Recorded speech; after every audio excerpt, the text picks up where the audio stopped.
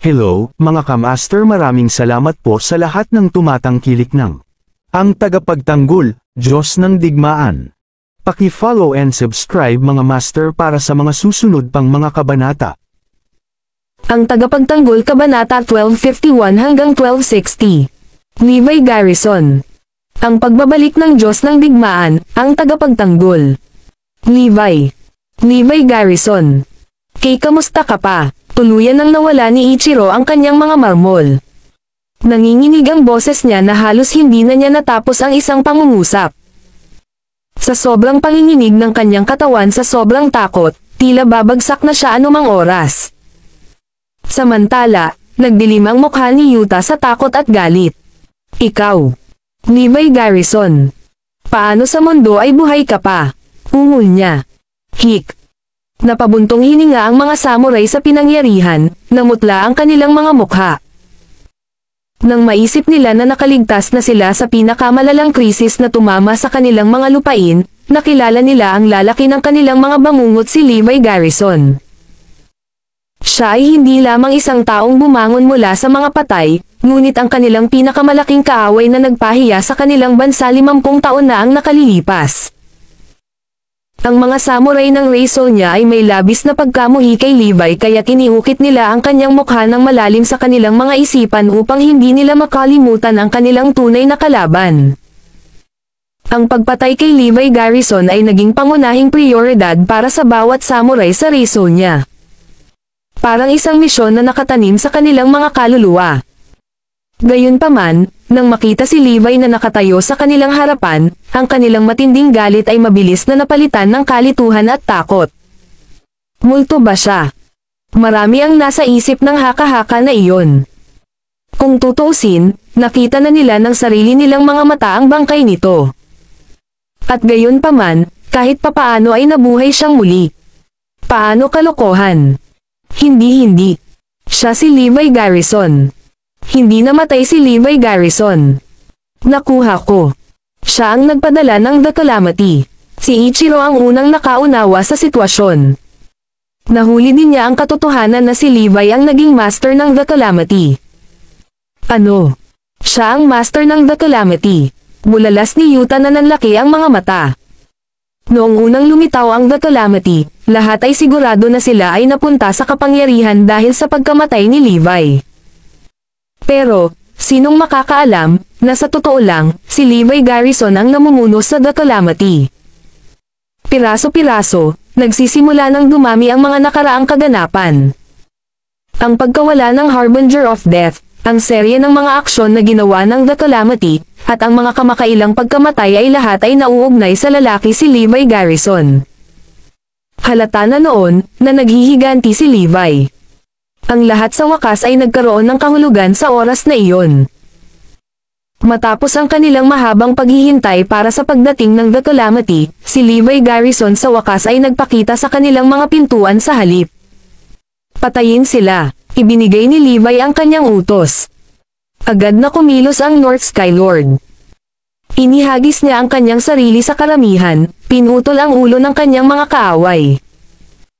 Ang mga samurai ay hindi pa gustong sumuko, at sila ay sumugod patungo sa North Sky Lord, na lumaban ng buong lakas.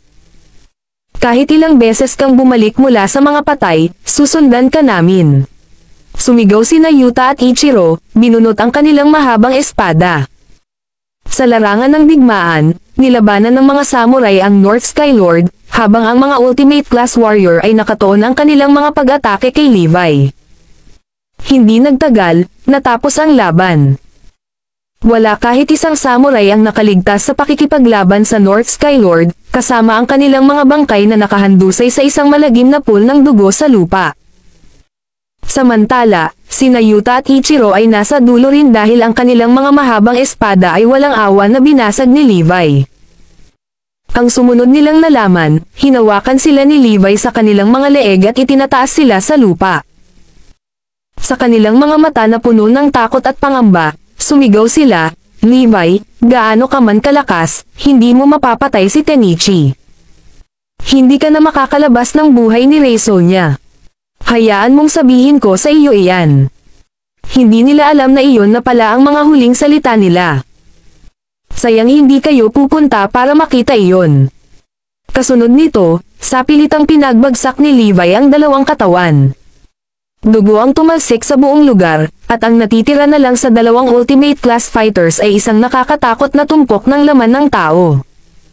Wala na ang dalawa. Umalis ang isa. Watanabe Tenichi, maghintay ka lang. Malamig na ngumiti si Levi. At kaya, nagsimula ang paghahanap kay Watanabe Tenichi. Sa loob ng Great Family of Frostford, na naging backbone ng Samson Finch, si Watanabe Tenichi ay isa sa mga pinakamahuhusay na individual. Kahit na hindi pa personal na nakalaban ni Levi si Tenichi, marami na siyang narinig na chismis. Si Watanabe Tenichi ay ang sikat na strategist ng militar ng Reisol niya. Mukhang hinihintay kaming lumabas ng dalawang iyon sa kanilang pintuan. Sila ay ganap na hindi handa. Malamang na distraction lang ito para kay Tenichi na bumili ng mas maraming oras para mag-set up ng mga bitag. Sinabi ng North Sky Lord. Kinagat ni Levi ang kanyang mga labi at sinabing, "Oh, hahayaan ko siyang gawin ang gusto niya sa ngayon. Magagawa ko pa rin siyang mahuli." Samantala, may kabuuang 3,000 samurai, kabilang ang mga mandirigma ng klase ng Diyos, ang nagtipon sa dibisyong militar. Para sa kapakanan ng pangangalaga sa kanyang sariling buhay, nagpa siya si Tenichi na laruin ang bawat huling isa sa kanyang mga trump card. Mayroon pa siyang Kawasaki Zando, ang dakilang grandmaster ng Reisol niya, sa kanyang panig. Tiwala si Tenichi sa paparating na labanan. "By the way, may balita ba kay Yuta?" tanong niya.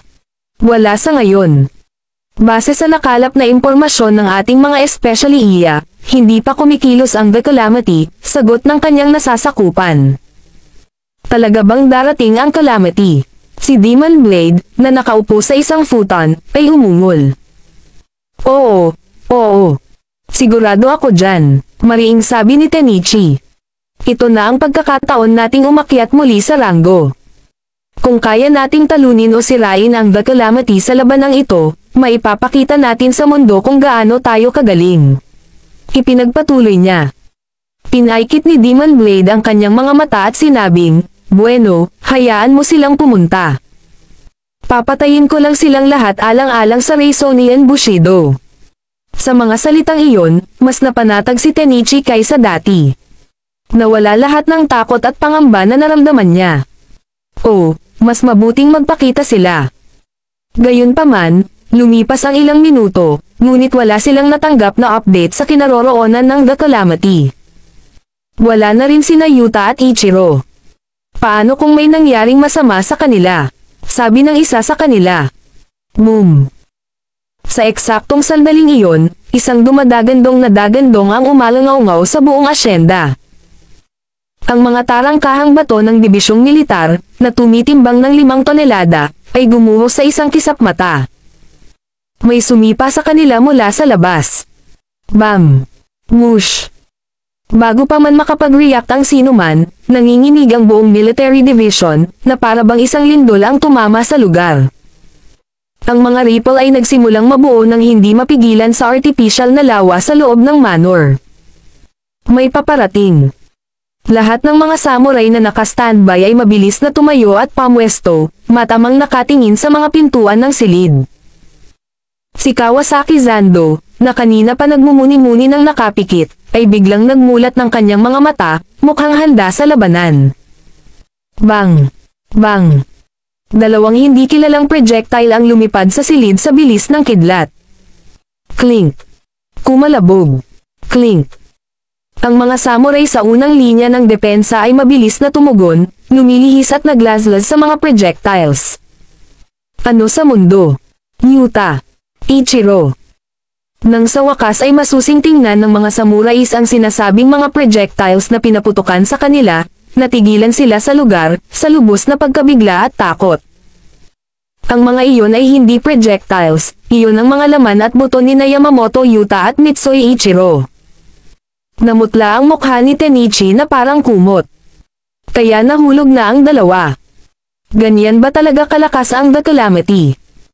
Dalawang Ultimate Class Warrior, nakikipaglaban kasama ng libu-libong samurai at God Class Warrior. At gayon paman, sila ay brutal na pinatay ng ganito. Pinaikit ni Demon Blade ang kanyang mga mata. Persian he slips into a cold smile, parang natuwa siya sa mga pangyayari. Thud, thud, thud. May mga yabag ng paa na papalapit sa silid. Bawat yapak ay parang kumpas ng tambol, na nagpapalakas ng tensyon sa silid sa isang tuloy-tuloy na crescendo. Makikita ang mga silhouette ng dalawang lalaki. Dalawang lalaki, may nagturo. Nakikita ko ba ang mga bagay?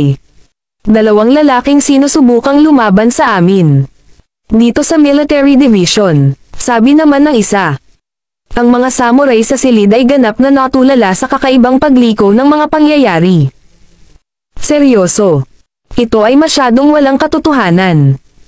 Si Tenichi ay may 7 ultimate class warriors na nagbabantay sa kanya. At isa sa kanila ang mabigat na Demon Blade, na ang dakilang Grandmaster ng Rezo niya. How dare the Calamity send out 2 fighters to fight us? Tenichi, humanda ka sa aking galit. Isang walang awa na ungol ang maririnig. Alam ni Levi na si Tenichi ang utak sa likod ng kanyang pagpatay, kasama si Samson Finch. Kaya, ang kanyang pagkapuot sa kanya ay hindi bababa sa kay Samson Finch. Sa pamamagitan lamang ng ulo ni Tenichi sa kamay, ang mga kaluluwa ng kanyang namatay na mga kapatid ay mapapanatag. Sa isiping iyon, isang nakamamatay na aura ang lumabas sa kanya. Sa kabaligtaran, ang puso ni Tenichi ay nahulog sa isang kabog. Bakit ang The Calamity ay napakahilig na patayin ako? Mabilis na nasagot ang kanyang mga tanong sa susunod na sandali nang pumasok si Levi sa silid, nanlilisik ang tingin sa kanya na parang mandaragit na nakatingin sa kanyang biktima. Levi. Levi Garrison. Buhay ka pa. Nakilala agad siya ni Tenichi. Noon lang niya tuluyang pinagdugtong ang mga tuldok sa kanyang ulo at naunawaan ang nangyayari. Kaya iyon na ang kalamidad. At ikaw ang dahilan kung bakit nawalan ako ng kontak kay Mr.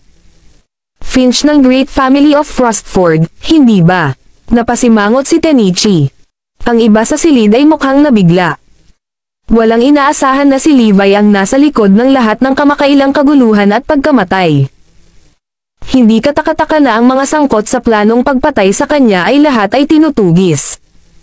Napaisip si Tenichi sa sarili. Ngunit hindi ito nakakaapekto sa aking mga plano sa anumang paraan. Papatayin ko lang ang 2 ibon gamit ang isang bato. Mababalik ni Rezo niya ang dignidad nito, at ang pinakadakilang kaaway ni Rezo niya ay mapapawi muli. Walang pakialam na sagot ni Levi, matalino ka naman, di ba? Napunta na sa impyerno si Samson Finch, at sasamahan mo siya. Pinandilatan ni Tenichi ang North Sky Lord, na tumabi kay Levi. Nagsuot siya ng isang kakaibang maskara na tila isang nakakatakot na kaguluhan ng mga mukha ng isang anghel at isang demonyo. Tumawa si Tenichi, kayong 2 lang, laban sa ating lahat. Bulag ka ba? May nakikita ka bang iba dito? Siyempre, tayong 2 lang. Tinitigan ng North Sky Lord ang mga samurai sa silid na may paghamak. Hindi siya nakaramdam ng pagkabalisa, kahit nakaharap ang mga nagbabantang mandirigma sa silid. Siya ba si Levi Garrison?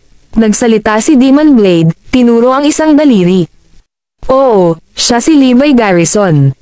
Dating kilala bilang God of War. Agad na sumagot si Tenichi.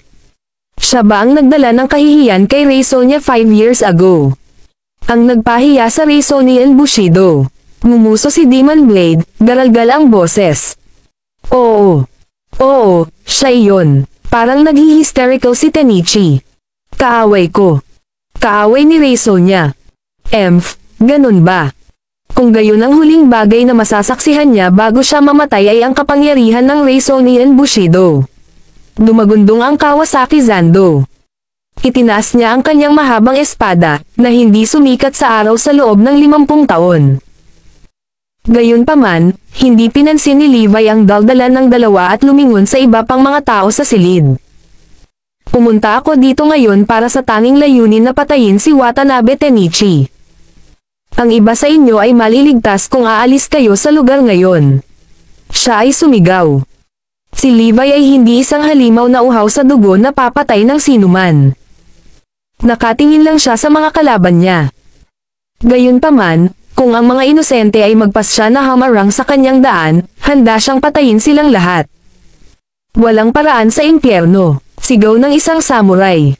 Kailangan mo muna kaming lagpasan. Walang makakahawak sa ating military strategist. Protektahan ang aming pinuno. Ibagsak si Levi Garrison. Ibalik ang ating pride. Sabay-sabay na sigaw ng mga samurai. Bawat isa sa kanila ay tila may determinasyon na lumaban hanggang sa kanilang kamatayan. Para sa mga tao ng race niya, si Watanabe Tenichi ay isang minamahal, iginagalang na pinuno. Nasa tabi niya ang buong bansa. Sa sandaling iyon, tumugon din si Demon Blade, kailangan mo muna akong patayin, kung gusto mo man lang siyang tugunan ng daliri. Siyempre, yun ay kung kaya mo. Ngumuso si Levi, nako, sorry talaga. Ngunit sa palagay ko kahit ang Diyos mismo ay hindi makapagliligtas sa kanya ngayon. Tatapusin ko siya sa harap ng iyong mga mata. Subukan mo ako, sumigaw si Demon Blade. Nakakabingi ang boses niya na parang kulog, umaalingaw-ngaw sa buong kwarto.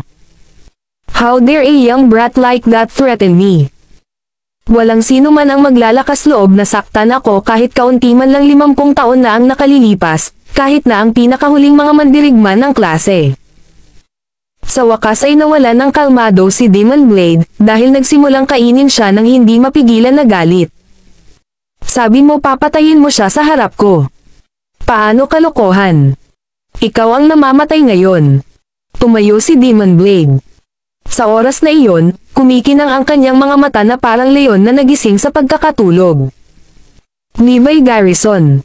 Inaamin ko na hindi ka ordinaryong tao. Sa katunayan, bumalik ka mula sa mga patay at pinatay si Samson Finch, na naging isang ultimate class warrior sa loob ng 20 taon, sabi ni Tenichi. Nang marinig iyon, tumaas ang isang kilay ni Demon Blade, lumaki ang interes niya sa kanyang kalaban. Karaniwang kaalaman na ang mas maraming taon ng karanasan na mayroon ang isang ultimate class warrior, mas magiging malakas siya. Tinalo ng batang brat na iyon ang isang taong naging ultimate class warrior sa loob ng 20 taon. At siya ang manlalaban na nag-iisang nadungisan ang reputasyon ni Reiso niya. Paano ka wili-wili? Gayunpaman, ang Reisonian Bushido ay lumaki ng husto sa nakalipas na 5 taon, at hindi katulad noong nakaraang panahon, ang mahusay na mandirigma, ang Demon Blade, ay nakikipaglaban ngayon sa atin. Huwag kang maglakas loob na maliitin ang aming mga lakas ngayon. Nagpatuloy si Tenichi. Medyo confident na siya. Sa kanyang isip, si Levi ay tiyak na hindi nakaligtas kay Reisonia ng buhay. Oo, tama iyan. Ang Demon Blade ay naging isang ultimate class fighter sa loob ng halos 100 taon. Sabi ng isang samurai. Hindi ka mananalo. Ang Kawasaki Zando ay talagang mas matanda kay Tenob Garrison, ang Grandmaster ng angkan ng Garrison. Ang pagiging isang ultimate class warrior sa halos 100 taon, ang kanyang lakas ay hindi maisip. Sa kanyang mga mata, ang mga katulad ni Samson Finch ay hindi hihigit sa mga ordinaryong mandirigma. Ha? Mamamatay ka na talaga. Hindi natin si Levi. Determinado siyang kunin ang ulo ni Tenichi anuman ang mangyari. Gusto mo ulo ko? Then come to me, at the peak of the Tower of the Sun, natatawang sabi ni Tenichi. I wish you all the best. Tinuya niya. Dahil doon, tumakbo siya patungo sa mga pintuan, kasama si Demon Blade at ilang iba pa. Huwag kang maglakas loob. Clink. Bago sila masundan ni Levi, nagsimulang magsiksikan ang mga samurais sa paligid niya, ibinabaon ang kanilang mga espada. Kailangan mo muna kaming lagpasan. Sigaw nila. Hindi ka namin hahayaang umalis. Hindi umaatres ang mga samurai. Hindi nagtagal, dumating si Tenichi at ang kanyang mga tauhan sa tuktok ng Tower of the Sun. Nakatayo sa taas na 600 metro sa ibabaw ng lupa, ang umaalong na hangin lang ang naririnig nila. Whoosh, whoosh. Ang malamig na hangin ay parang maliliit na talam, na tumatawid sa kanilang mga mukha at nag-iiwan ng matinding kirot. Bakit mo piniling pumunta dito? Tanong ni Kawasaki Zando. Hindi mo ba naisip na magiging mas makabuluhan ang wakasan ang kanyang buhay dito? Isang tagumpay sa pinakamataas na rurok ng ating bansa, na magsasad ng pag-angat ni Reysol niya sa kapangyarihan. Sagot ni Tenichi. Pangalawa, ang pagkaalam niya na nandito ako naghihintay para sa kanya ay magiging isang malaking distraction na makakaapekto sa kanyang pagganap sa labanan. At last, ito ang diskarte ko para makita ang mga kahinaan niya bago kami tuluyang makaharap sa kanya, he continued. Sa madaling salita, ito ay isang diskarte upang matiyak na si Levi Garrison ay mamamatay, isang diskarte upang tapusin ang kanyang buhay sa lahat ng mga gastos. Walang alinlangan, si Tenichi ay isang strategist ng militar, hindi isang mandirigma. Kaya, wala siyang pakialam sa paglalaro nito ng patas sa mga larangan ng digmaan. Sa kabilang banda, hindi na bahala ang Kawasaki Zando tungkol sa diskarte ni Tenichi. Ang nasa isip lang niya ay pagpatay ng tao. Sana pumunta siya dito. Inaasahan ng Kawasaki Zando na makikipaglaban sa mga kabataan ng Erudia. Gusto niyang makita kung ano ba talaga ang mga ito. Kung hindi, siya ay lumabas sa pag-iisa ng wala. Ang ating Reysonian Bushido ay ibabalik sa dati nitong kaluwalhatian. Sa katunayan, hindi dapat ikagulat ang balita. Wala pang kalahating araw, kakalat ito na parang apoy at yayanig sa mundo. Sabik ding naghihintay si Tenichi sa pagdating ng sandaling ito. Kung maaari niyang ipadala si Levi sa kanyang kamatayan sa Reysonian lupa, ang kaluwalhatian ay hindi malulutas. Samantala, kapwa si Levi at ang North Skylord ay na-corner ng libu-libong tao. Ang mga numero ay tumataas pa rin. Kasama ang grupo sa labas ng Military Division, ito ay isang hukbo na may 5,000 malakas. Lahat ay naghihintay na may halong hininga. Isa lang ang posibleng solusyon para mabawi ang kahihiyang dinanas nila 5 taon na ang nakakaraan, patayin si Levi. Simulan na, dumating ang utos ni Tenichi. Sina Levi at North Skylord ay nagbahagi ng tingin bago simulan ang kanilang pag-atake. Ang North Skylord ay sumugod sa larangan ng digmaan tulad ng isang bayani na may higit sa tao na lakas. Kaagad, nagpatawag siya ng 100 metrong taas na shockwave na pinadala niya sa paparating na mga tao. Boom! Ang siksikan ng mga tao ay biglang napunit at nagkalat sa pag-ataking ito. Maraming casualty ang makikita habang nagpupumiglas ang mga tropa na umiwas sa daan. Umalis ka sa daan ko, o mamatay ka. Sigaw ni Levi habang nilabag niya ang bungad na ginawa ni North Skylord. Tiningnan ni Levi ang isang kalaban na nakatayo sa kanyang daan. Naghagis siya ng suntok na nagpalipad sa mga tao na parang bola ng kanyan. Bang!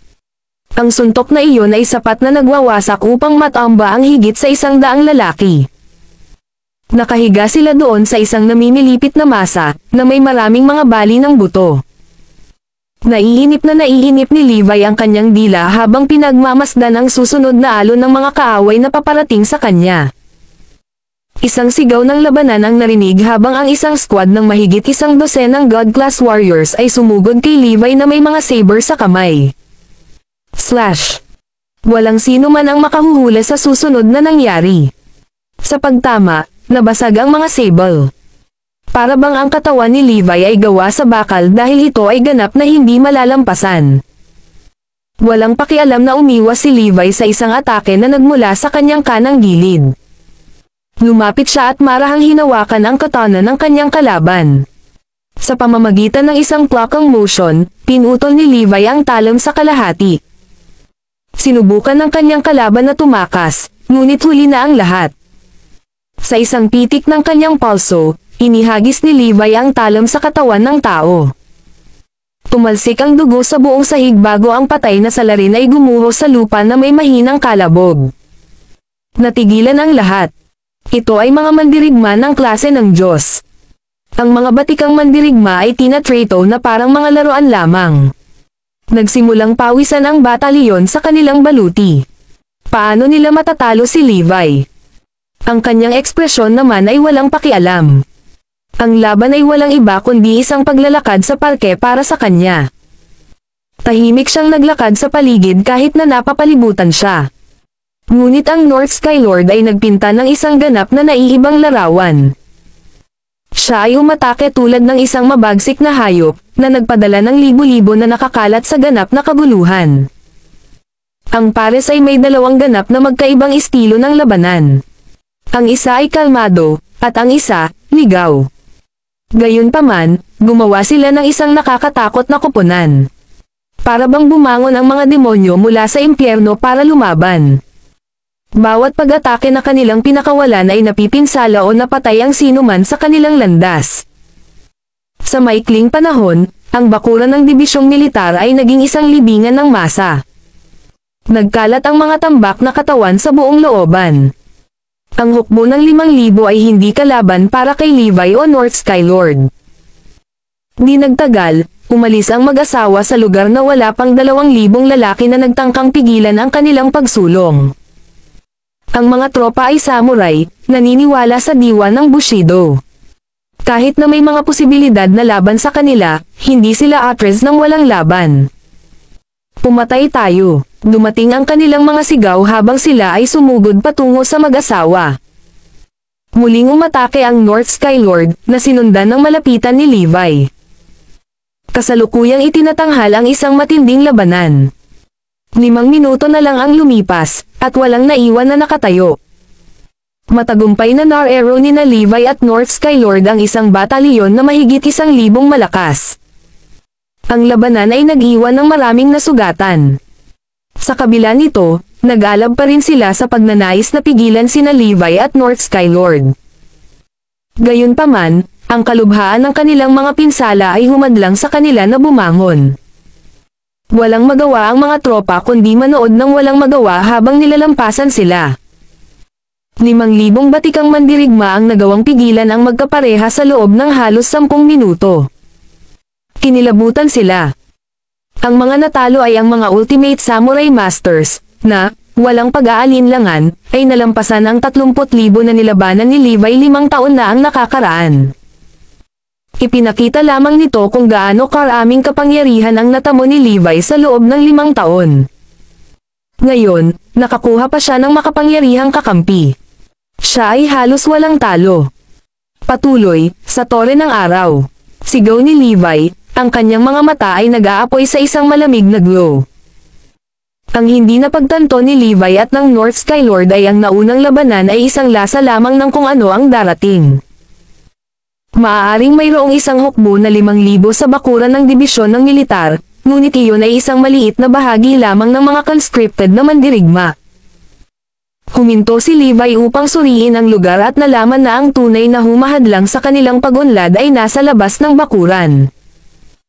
Ang Tower of the Sun ay hindi masyadong malayo sa military division, ngunit kailangan nilang tumawid sa isang pathway na umaabot sa 10 kilometro. Ang mga mandirigma ay nakapwesto sa buong daan, at hindi sila sanay. Sila ay nag-aabang ng kanilang oras para sa pagkakataong umatake. Lahat sila ay mga lalaking tapat kay Tenichi, may tungkuling ipagtanggol siya sa kanilang buhay. Lahat ito ay bahagi ng plano ni Tenichi. Kahit na hindi mapatay ng mga mandurumog ng mga mandirigma si Levi, may pagkakataon na sa halip ay madaig nila siya. Maaaring hindi papatay si Levi, ngunit mapagod man lang siya. O kaya naisip niya. Sa isang matinding maling kalkulasyon, nabigo si Tenichi na mahulaan ang tunay na lakas ng kanyang mga kalaban. Ang samurai na inilagay niya ay halos hindi napatunayang hadlang sa kanila. Ang mag-asawa ay tumangay sa kanilang mga depensa na may malakas na puwersa, na tinalo ang anumang balakid sa kanilang landas. Maya-maya, walang naiwang nakatayo. Ngunit ang isang bagay na kahit si Watanabe Tenichi mismo ay hindi inaasahan ay ang napakaraming tapat na lalaki na nagpakita upang pigilan si Levi. Ang buong landas ay may tuldok na hindi bababa sa 100,000 samurai. Lahat sila ay naniniwala sa espiritu ng Bushido at sabik na lumaban. Nang marinig na nasa panganib si Watanabe Tenichi, lahat sila ay nagrally sa kanyang panawagan, umaasa ng pagkakataon na maibalik ang Reisonian Bushido sa dating kaluwalhatian nito. samurai mula sa lahat ng dako ay dumating na may iisang layunin, upang patayin si Levi Garrison. Wala pang isang oras, ngunit parang isang kawalang hanggan ang lumipas.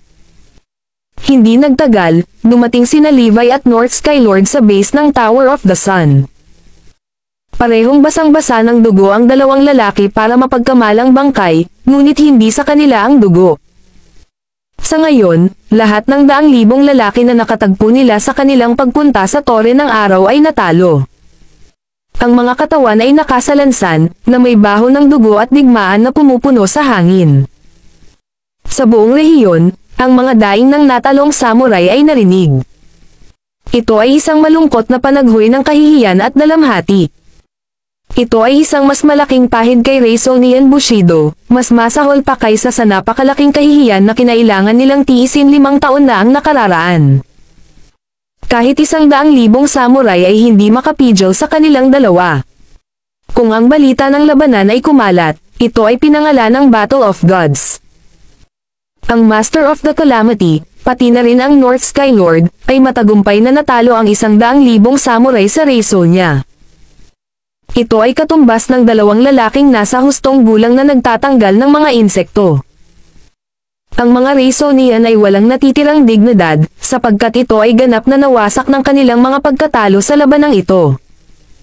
Ang laban na ito ay magbabalik kay Reisonian Bushido ng 10 taon.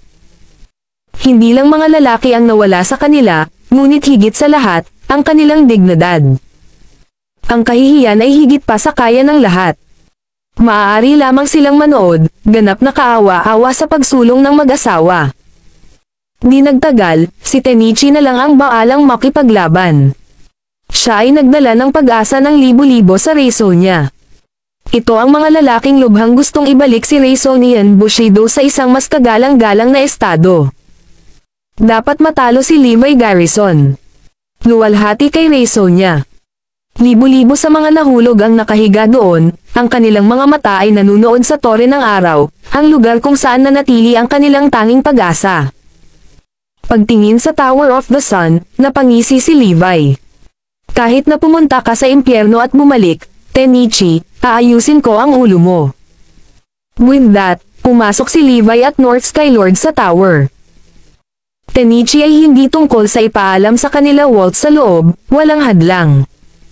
Naglagay siya ng higit pang mga manlalaban, handang hamarang sa sandaling pumasok si Levi sa gusali. Sa kabila noon, nagawa ni Levi at North Skylord na lumaban sa lahat ng 200 palapag.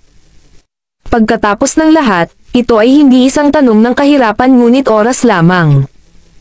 Sina Levi at North Skylord ang hindi matatalo na duo. Ito ay hindi nagtagal sa kanila sa lahat, sa katunayan.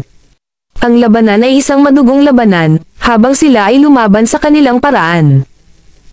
Sa pinakatuktok ng tore, nilalagnat na sinusubaybayan ni Tenichi ang kanilang mga galaw.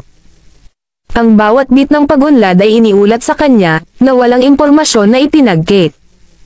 Ano? Pinaglaban ba nila lahat sila? Nag-aalalang bulalas ni Tenichi. Nasugatan ba siya? Nagmamadaling tanong niya ulit. Ito ay talagang nakakabahala na balita. Napuno siya ng dugo. Kung nagawa niyang bumangon dito, malamang pagod na siya. Dumating ang isang ulat. Ngumiti si Tenichi. Ha? Siya ay talagang malakas, ngunit mayroon kaming isang bagay na mas mahusay. Si Demon Blade ay nakamasid lamang sa palitan ng walang kibo. Wala siyang pakialam. Ang isang suntok ay sapat na para maiahon sila sa kanilang paghihirap. I bet Levi Garrison wouldn't see my blade coming, he mused. Sina Levi at North Skylord ay mabilis na gumagawa ng mga mandirigma sa lahat ng 200 palapag. Bawat palapag ay puno ng God-class warriors ngunit lahat sila ay natalo. Hindi sila bagay sa kanilang dalawa. Ang mga mandirigmang ito ay ang gulugad ni Reisonian Bushido, na utang ang kanilang mga tagumpay sa pakikipaglaban sa masiglang pagsasanay sa ilalim ng sangay na ito. Sa kabila ng kanilang pagsisikap, madali silang nalipol. Halos hindi na nila mapigilan si Levi ng mahigit 1 minuto. Si Levi at North Skylord ay tunay na mahusay na kalaban. Ang kailangan lang ay ang kanilang pinagsamang pagsisikap na sirain ang pamana ni Rey Sonian Bushido. Panay ang akyat ng mag-asawa sa tore, bago tuluyang nakarating sa tuktok nito. Biglang pinalibutan sila ng grupo ng 6 na mandirigma. Sila ang trump card ni Tenichi. Ang kanyang huling paraan, ang 6th Great Grandmaster. Kung hindi siya nasa ganoong kahirapan, ang pag-iisip na ilabas sila ay hindi sumagi sa isip ni Tenichi. Levi Garrison. Hayaan mong maging libingan mo ang sahig na ito. Pinan ng sexy Levi ng isang nagbabantang pandidilat, habang inihahanda nila ang kanilang mga pag-atake. Malamig na tiningnan ni North Sky Lord ang 6 na figure at sinabi, "Guro, ipaubaya mo sila sa akin." "Sige," sagot ni Levi habang sumusugod sa tuktok. Sinubukan ng 6th Great Grandmaster na pigilan si Levi, ngunit pinigilan sila ng North Sky Lord. Isang matinding labanan ang sumiklab sa pagitan ng 7 sa maliit at nakakulong na espasyong iyon. Sa tuktok ng Tower of the Sun, umupo si Demon Blade sa kanyang mga tuhod. Nakapikit ang kanyang mga mata habang hinihintay ang nalalapit na pagdating ni Levi. Nakatayo sa tabi niya si Tenichi. Sinasalamin ng panahon ang madilim na kapaligiran ng Rezo niya. Ang mga maitim na ulap ay nagtipon sa kalangitan, na nagdaragdag sa pakiramdam ng pag-iisip at kadiliman. Ang tore ay madaling isa sa pinakamataas na istruktura sa lupain. Ang itaas na kalahati ay nababalot sa mga ulap, kung saan ang mga kasalukuyang nakatira nito ay naghihintay sa gitna ng umaalulong na hangin at nagtipon ng ambon. Sa labas, umuusad ang bagyo. Biglang may narinig na yabag papalapit sa kwarto. Bumagsak ang mukha ni Tenichi. At kaya siya dumating. Isang malagim na figure ang mabilis na lumapit, basang-basa sa dugo. Biglang nagmulat ng mata si Demon Blade. Pinandilatan niya si Levi na may kidlat na nagbibigay liwanag sa kanyang tingin. Isang kakilakilabot na shockwave ang nabuo at sumabog patungo kay Levi, nagpakawala ng isang malakas na dagandong. Boom! Nakatayo lang si Levi, tumutulo ang dugo sa katawan niya. Tumitig si Tenichi ng ilang sandali at napagtanto niyang wala sa dugo sa katawan ni Levi ang sarili niya. What the hell? Nilabanan ba niya ang mahigit 100,000 lalaki nang walang kahit isang pinsala? Ang kanyang hininga ay kalmado at panay. Ang kanyang mga yapak ay magaan. Seryoso lang ba siya sa isang labanan? Ang pag-iisip ay nagpalamig ng dugo ni Tenichi. Gayunpaman, ngumisi si Demon Blade. Si Levi ay isang malakas na kalaban, at tiyak na napukaw ang kanyang interes. Bakit pa ako magpapakahirap pumatay ng taong mahina? Pagkatapos ng lahat, hindi siya lumabas mula sa isang 50 taong pag-iisa upang labanan ang isang wimp.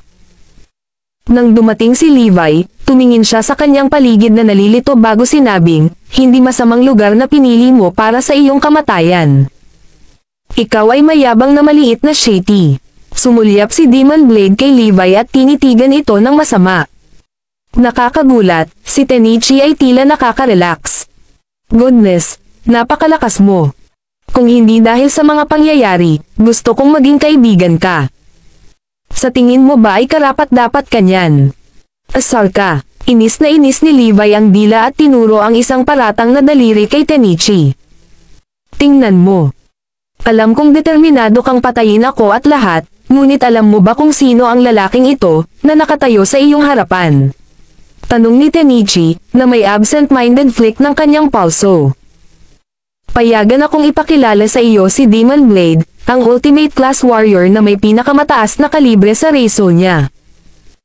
50 taon na ang nakalilipas, ang lalaking ito ay nag-iisang humarap sa lahat ng ultimate class warrior ng Bayview, para lamang ihatid sa kanila ang isang matinding pagkatalo. Walang maglalakas loob na tumawid sa kanya, at sa totoo lang ay nagdududa ako na kahit isang tao sa iyong mga kakayahan ay mananalo laban sa kanya ngayon. Biglang nagkaroon ng kabangisan sa mga mata ni Tenichi. "Levi Garrison, narito ako para hatulan ka ng kamatayan sa pamamagitan ng mga kamay ng Ultimate Great Grandmaster. Isaalang-alang ito na isang karangalan ng pinakamataas na antas. Papatayin pa rin kita," dumating na sagot ni Levi. Tila hindi siya natarante sa pagbabanta. Ganyan ang yabang. Binata, sa tingin mo kaya mo siyang patayin? Daanan mo muna ako, sagot ni Demon Blade. Ngumisi si Levi. Ngunit ano ang kabataang walang pagmamataas, matanda? 5 taon na ang nakalilipas, ibinato mo si Reisonian Bushido ng napakabigat na suntok na ibinalik mo kami ng 50 taon. Ito ay isang bangungot.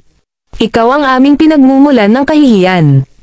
Tumigil siya saglit at binigyan ng panibagong malamig na titig si Levi. Mula ngayon, ako, si Kawasaki Zando, ay nangangako na talunin ka at ibabalik ang Reisonian Bushido sa dating kaluwalhatian nito. Napakabagal, tumayo si Demon Blade. Boom! Tumibok ng static ang kanyang katawan at naglabas ng nagbabantang aura. Nariyan ang tunog ng pag-ungol ng hangin at ang di-kaliwang kulog. Papansin, binata. Ang isang hiwa ng aking talam ay sapat na upang tapusin ka. Habang sinasabi ni Kawasaki Zando ang mga salitang ito, walang bakas ng pagmamataas sa kanyang flat tone. Tila nagpapahayag siya ng isang simpleng katotohanan. Isang laslas lamang ng kanyang talam ay sapat na upang wakasan ang sinumang hamarang sa kanyang daraanan. Ang kanyang kilos ay hindi nagpahayag ng tiwala sa sarili ngunit isang pakiramdam ng pagiging pamilyar sa kanyang mga kakayahan. Ang taong ito ay mapanganib bilang isang kalaban, at ang pakikipagsagupaan sa kanya ay magiging mapanganib. Ang kamatayan ay hindi maiiwasan. Ang kailangan lang niyang gawin ay salakayin si Levi Garrison gamit ang kanyang talam, at ito ay mangangahulugan ng katapusan nito. Naniwala rin si Tenichi sa kanyang mga salita ng walang pag-aalinlangan. Kung ganoon kalakas si Demon Blade 50 taon na ang nakalipas, mas malakas pa siya ngayon. Oh, ganoon ba? Ngini siya ni Levi. Ngayong nakabisado na niya ang lumang martial arts techniques na hinahangad niyang matutunan, hindi dapat maliitin ang lakas ni Levi. Ang unang labanan sa pagitan ng dalawa ay nagsimula sa ilang sandali. Biglang nagbago ang ugali ni Kawasaki Zando. Maaaring siya ay tumingin sa bahagi ng isang kulay abo na buhok, kahabag-habag na lalaki, ngunit ang kanyang mga mata ay nagniningning sa espiritu. Naramdaman ni Kawasaki Zando na parang alon ang kanyang dugo. Ang momentum na nabuo ng kanyang katawan ay patuloy na tumataas. Phew! Isang bagyo nga ang nabuo sa tuktok ng tore. Ang madilim na langit ay sinabayan pa ng malakas na kulog. Ang lupa sa paligid ng tore ay nakataas, na nagambag din sa pagtaas ng daloy ng hangin at walang humpay na umaalulong na hangin. Ngayon, mas tumaas ang momentum ng Kawasaki Zando. Dumagundong ang kanyang katawan sa lakas na kanyang naipon habang pinagsasama-sama ang mga agos ng hangin na nalilikha ng hangin. Maya-maya, isang paputok na pagsabog ng kulog ang narinig. Si Tenichi, na nakatayo ng napakalapit, ay itinapon palayo sa site. Dahil isa siyang ordinaryong tao, napakalakas ng impact na nalasahan niya ang sarili niyang dugo. Ramdam ng buong Edojo ang mga pagyanig na dulot ng bagyo na tila nagpapahiwatig ng malakas na buhos ng ulan. Gayunpaman, ang kalangitan ay hindi nagpakita ng mga palatandaan ng kidlat. Tanging kulog ang narinig. Ang kababalaghan ay nagpa-curious sa lahat. Pagkatapos ng lahat, paano nila malalaman na hindi ito kulog noong una? Ito ang napakalakas at lakas na ipinalabas ni Demon Blade, na nakatayo sa ibabaw ng Tower of the Sun. Kung makakabuo siya ng ganoong kapangyarihan, ang pagtawag sa kanya na Ultimate Great Grandmaster ay hindi nakakagulat. Napailing si Tenichi sa kanyang pagkatulala at nagmamadaling uminom ng mga gamot na hawak niya. Stable na ang kanyang kalagayan, at hindi na siya dumudugo. Napagtanto din niya na malapit nang magpakawala ng atake si Demon Blade. Naghintay si Tenichi ng may pananabik at tuwa. Siguradong mamamatay si Levi Garrison. Ilang sandali lang, tumama ang iskarlata na kidlat sa tore ng araw. Ito ay isang napakalinaw, kapansin-pansing tanawin na pagmasdan. Matingkad na pula ang kidlat, halos katulad ng kulay ng dugo. Maya-maya ay sumunod na naman ang isa pang kulog. Ang mga tao ng Edojo ay tumangala sa langit, malinaw na naiintriga sa kakaiba ngunit nagbabantang pagpapakita.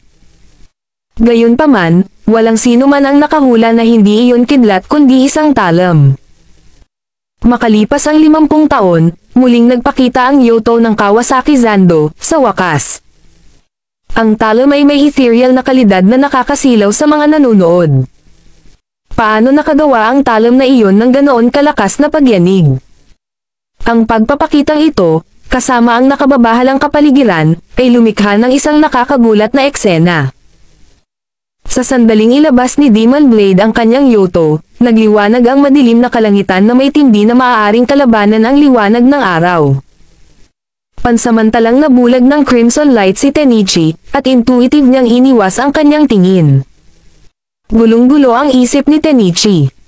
Isa ako sa mga unang tunay na nakasaksi sa pagkilos ng Yoto. Masasaksihan din ito ni Levi, syempre, ngunit malapit na siyang patayin. Ito ay isang karangalan. Napangiti si Watanabe Tenichi, tuwang-tuwang naiisip ang pagpugot ni Levi. Sa sandaling ipinatawag ni Kawasaki Zando ang kanyang talam, humakbang siya patungo kay Levi sa isang iglap. Ang Yoto sa kanyang kamay ay kumikinang na eskarlata habang hinahampas niya si Levi, ngunit nalaman niyang na-miss niya ito. Ang maliit na runt ay may ilang bilis sa kanya pagkatapos ng lahat. Si Levi ang pinakamabilis na kalaban na nakilala ni Kawasaki Zando. Ang kanyang mga nakaraang kalaban ay hindi karapat-dapat sa kanyang katayuan bilang isang dakilang-dakilang guro. Out of nowhere, isang tumalsik na dugo ang dumaan. Isang matalim, hiwa na tunog ang narinig, na sinundan ng isang malakas na kalabog. Isang tumalsik na dugo ang nakatakas sa away, at dumapo sa mukha ni Tenichi. Ang mainit na dugo ay agad na nagparamdam kay Tenichi. Ha ha ha. Tumawa siya at maingat na hinawakan ang dugo sa kanyang mukha. Patay na si Levi Garrison, sa wakas. Nakita na niya ito ng sarili niyang mga mata. Walang paraan na nakaligtas si Levi sa suntok na iyon. Ang dugo na naramdaman niya ay galing sa pugot na ulo ni Levi. Totoo sa salita nito, ang Yoto ay tiyak na tumiyupad sa pangalan nito. Ang sinumang kalaban sa landas nito ay makakatagpo ng kanilang wakas. Ang kagalakan ni Tenichi, sayang, ay panandalian. Isang sulyap sa eksena ay sapat na upang maalis ang ngisi sa kanyang mukha. Hindi lamang si Levi Garrison ang lumitaw na walang pinsala, ngunit maging ang kanyang ulo ay nanatiling buo. Sa halip, nakatayo doon si Kawasaki Zando na naputol ang kanyang talam sa kalahati. Mukha siyang talunan, may dugong tumutulo sa gilid ng bibig niya. Nasaan ang kalahati ng talam? Isang lamig ang bumaba sa kanyang gulugad. Hindi nagtagal ay napansin niya ang isang malabo, eskarlata na kislap sa dibdib ni Kawasaki Zando. Dumudugo siya ng husto dahil sa saksak. Si Levi Garrison ay hindi lamang nabuhay upang sabihin ang kwento ng Yoto. Nagawa niya itong basagin at saksakin ng sariling sandata ang Kawasaki. Ang Kawasaki Zando lang ang nakaintindi sa lalim ng lakas ni Levi. Ang kapangyarihan ng Demon Blade ay isang bagay na minana ng wielder na itinuturing na pinakakarapat-dapat. Kahit papaano, ang isang kapangyarihan na tumagal ng libu-libong taon ay natalo sa isang suntok lamang. Ito ay hindi kapanipaniwala. Napakabata niya ngunit taglay niya ang gayong lakas.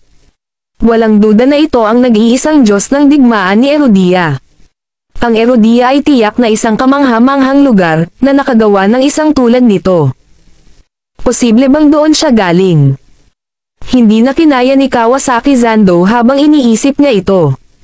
Bumagsak siya sa lupa na may hagulgol at nahiga doon, hindi gumagalaw.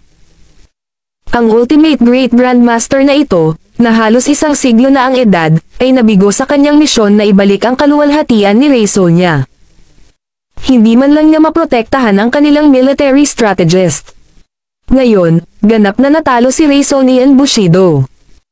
5 taon na ang nakalilipas, pinahiya sila ni Levi Garrison, para lamang sa kanila na dumanas ng mas malaking kahihiyan makalipas ang 5 taon. Paano nila maibabalik ang kanilang pride pagkatapos ng matinding pagkatalo na ito? Sa mga oras na ito, katatapos lang ng North Skylord sa kanyang pakikipaglaban sa 6th Great Grandmaster at umakyat sa tuktok ng tower. Sa isang mabilis na sulyap, sinabi niya, "Bueno, nahawakan mo ito ng mas mabilis kaysa sa inaakala ko." Ang tanging lalaking natitira ay si Watanabe Tenichi. Napatulala siyang tumingin sa mag-asawa, hindi alam kung paano magre-react. Hindi naman tanga si Tenichi. Siya ay isang strategist na ang pagiging maparaan ay halos makadyos. Ang bawat solong diskarte ay pinlano, ang bawat posibilidad ay kinakalkula at isinasaalang-alang. Ang tanging kadahilanan na nabigo niyang isaalang-alang ay ang lakas ni Levi. Huminga ng malalim si Levi at malamig na sinabi, "Sinasaksihan mo ba ang lahat ng ito, mga kasama? Narito ang utak. Ipaghihiganti ko kayong lahat." Sa kaibuturan, gamaan ang loob ni Levi. Tinupad niya ang pangako niya sa kanyang mga kapatid. Ang bawat taong nasangkot sa kaguluhang ito ay hinarap. "Maghintay," mabilis na sigaw ni Tenichi. "Inaamin ko ang pagkatalo ko. Ngunit bago ako mamatay, may ilang mga pagdududa na nais kong alisin." Bakit hindi? Hulaan ko. "Ano ang gusto mong malaman?" Tanong ni Levi sa napakalamig na tono. Simple lang ang mga tanong ni Tenichi. Gusto niyang malaman kung paano nakaligtas si Levi sa pag-atake, kung paano siya nakabawi, at kung ano ang naging isa sa The Calamity. Tapat sa kanyang salita, sinagot ni Levi ang lahat ng kanyang mga tanong. Matapos marinig ang lahat ng paliwanag, kontentong ngumiti si Watanabe Tenichi. "Huwag mong kalimutan, Levi Garrison. Maaaring binigyan mo kami ng isang nakakahiyang pagkatalo ngayon, ngunit may pagtutuos sa hinaharap." Ngumisi si Levi. "Isang pagtutuos mula kanino, manalangin sabihin. Wala ka sa Ultimate Class Warriors, sa pagkakaalam ko. Ang lakas ni Raisonia ay nakasalalay sa aming hindi sumusukong kalooban." Sigaw ni Tenichi. "Mabubuhay pa rin ang diwa ni Bushido. Markahan ang aking mga salita, isang araw, magkakaroon ng isang samurai na sapat na malakas na hamanin at talunin ka." Ngumisi si Levi. "Hanggang doon, maghihintay ako. Pero bago ka mamatay, may sarili akong tanong. Paano nakabalik ang Blood King Palace? Hindi ba sila nalipol?" Tanong ni Levi. Binigyan ni Watanabe Tenichi si Levi ng nakakalokong ngiti. "Gusto mo ba talagang malaman?" "Oo. Sabihin mo sa akin. Hindi mo malalaman ang sagot sa sikretong iyon." Biglang napalitan ng baluktot ng ngiti ang mukha ni Tenichi habang naglalagay ng tonto sa kanyang tiyan. Dahil sa sakit ay napabuntong hininga siya ng malakas, ngunit nagpatuloy siya. Lumuhad siya sa lupa at sumigaw, "Mabubuhay si Bushido." Ang tonto ay pinahire ng lason, at hindi nagtagal bago nalagutan ng hininga si Tenichi. Ang lason ay mabilis na kumikilos, at walang pagkakataon na mailigtas siya. Gustong malaman ni Levi Garrison kung paano bumalik ang Blood King Palace, ngunit lumamig na ang landas. Gayunpaman, hindi ito mahalaga sa kanya. Naipaghiganti niya ang kanyang mga kapatid, at iyon ang pinakamahalagang bagay. "Naghiganti ka na. Ngayon, iuuwi ko kayong lahat." Sigaw ni Levi. Inutusan ni Levi ang kanyang mga tauhan na kunin ang mga bangkay ng lahat ng 357 biktima, kabilang ang kay Jonah Garrison. Dahil ang ilan sa mga bangkay ay natagpuan sa isang malungkot na estado, nagpasya si Levi na i-cremate ang lahat at ilagay ang mga abo sa mga burial urn. Hindi niya matiis na ilibing sila sa ibang bansa. Kinailangan silang ilibing sa bahay sa Erodia. Ito ay mga mandirigma ng Erodia, mga lalaking ipinanganak at lumaki doon. Desidido si Levi na magpagawa ng isang libingan para sa lahat ng kanyang mga nahulog na kasamahan. Hindi nagtagal, umalis sina Levi at North Skylord sa Tower of the Sun, na sinalubong lamang ng luha ng 100,000 lalaki. Ang makitang umalis ang dalawa na buo ay isang sanhi ng matinding kalungkutan sa kanila. Napagtanto nila na ang ibig sabihin nito ay ang pagkatalo ng Demon Blade. Nabigo na naman si Reisonian Bushido. Ang pagkatalo ay nagdulot ng matinding dagok sa kanilang moral. Walang sinasabi kung makakabangon sila mula sa kahihiyan, kahit na lumipas ang isang siglo. Ito ang araw na hindi malilimutan ng mga tagasunod ni Reisonian Bushido. Kung hindi mapapawi ang kahihiyang ito sa malapit na hinaharap, nangamba sila na wala na silang natitirang dignidad. Mabilis na kumalat ang balita tungkol sa labanang ito. Ang Master of the Calamity at North Skylord ay nag-iisang natalo ang mga Raisonian sa labanan. Unang dumating ang pagkatalo ni Yuta Yamamoto at Ichiro Mitsoy, na sinundan ng 100,000 samurai na ipinadala upang labanan si Levi at North Skylord.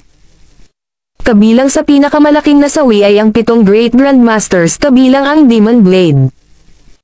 Ang Ultimate Great Grandmaster, sa pinakamataas na tore ng Beivyo, kabilang ang pagkamatay ni Watanabe Tenichi, ang military strategist.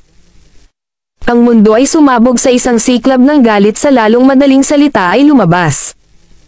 Hindi may kakaila ang lakas ng The Calamity. Ang Blood King Palace ay tila namutla kung ihahambing. Halos magka-level sila. Bago ito, ang Blood King Palace ay itinuturing na isang puwersang napakahirap sirain, na nakakuha ng katanyagan bilang pinakamakapangyarihang grupo sa The Dark World. Ang mga aksyon ng Calamity sa pagsasagawa ng inisyatiba ay gumagawa ng mga alon.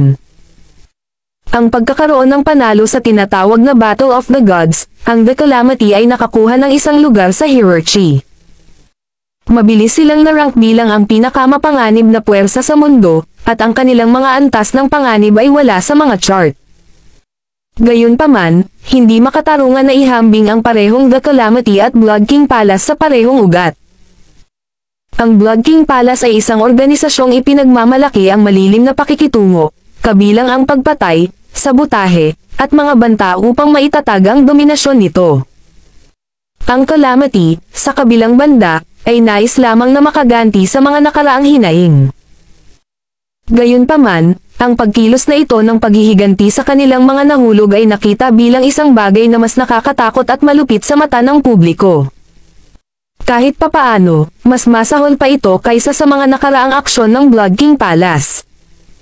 Sa ngayon, pinag-uusapan ang The Calamity, lalo na si Erodia. May sariling ideya ang mga taga-suporta ni Levi. Kung buhay pa lang si Levi Garrison, hinagpis ng ilan. Tiyak na siya lang ang makakatalo sa The Calamity. Oo, at ang kanilang mga aksyon ay mas palaban kaysa sa Blood King Palace. Anong yabang? Kung nandito si Levi Garrison, hindi sila magtatagal kahit isang segundo. Impyerno, kung nabubuhay pa si Levi Garrison, walang lugar para sa The Calamity. Ang mga pangungusap na ito ay nakakuha ng tainga ni Windsor Campbell, na galit na galit. Siya ang may hawak ng titulong God of War, ngunit ang inaalala lang nila ay si Levi Garrison. Umaasa ang lahat na mabubuhay pa si Levi at humakbang upang puksain ang The Calamity. Kinagat ni Windsor ang kanyang mga ngipin at nagmura sa loob. Bakit hindi ko magawa? Mas mababa ba ako kay Levi? Halos wala na siyang nagawa. Natalo lamang ni Levi Garrison sa pangalan lamang. Gusto kong kumilos sa The Calamity, sabi ni Windsor. Ngunit hindi tayo papayagan ng mga Dragoni. Naputol ang paliwanag ni Zar dahil sa titig ni Windsor. Ang tagapagtanggol, Kabanata 1261. Mabilis na hinawakan ni Talon at Bolgan si Zar at sinenyasan itong hawakan ang kanyang dila. Maaari nilang sabihin na si Windsor Campbell ay sabik na patunayan ang kanyang sarili. Hindi siya handang mamuhay sa anino ng kanyang hinalinhan sa kabuuan ng kanyang panunungkulan. Tumikim si Zar. Bueno, ang paggawa ng isang hakbang ay hindi imposible, ngunit, natigilan siya at huminto sandali. Pero ano? Tanong ni Windsor. God of War, dapat mong iharap ang iyong hamon sa The Calamity bilang isang sibilyan. Don't drag any particular stance into this, mungkahi ni Zar na may pag-aalinlangan. Well, baka gumana talaga. Ang pinakamahalagang bagay ay talunin ko ang The Calamity at mapagtagumpayan ang lahat. Upang masiguro ang aking tagumpay, ako ay pupunta sa pag-iisa pansamantala.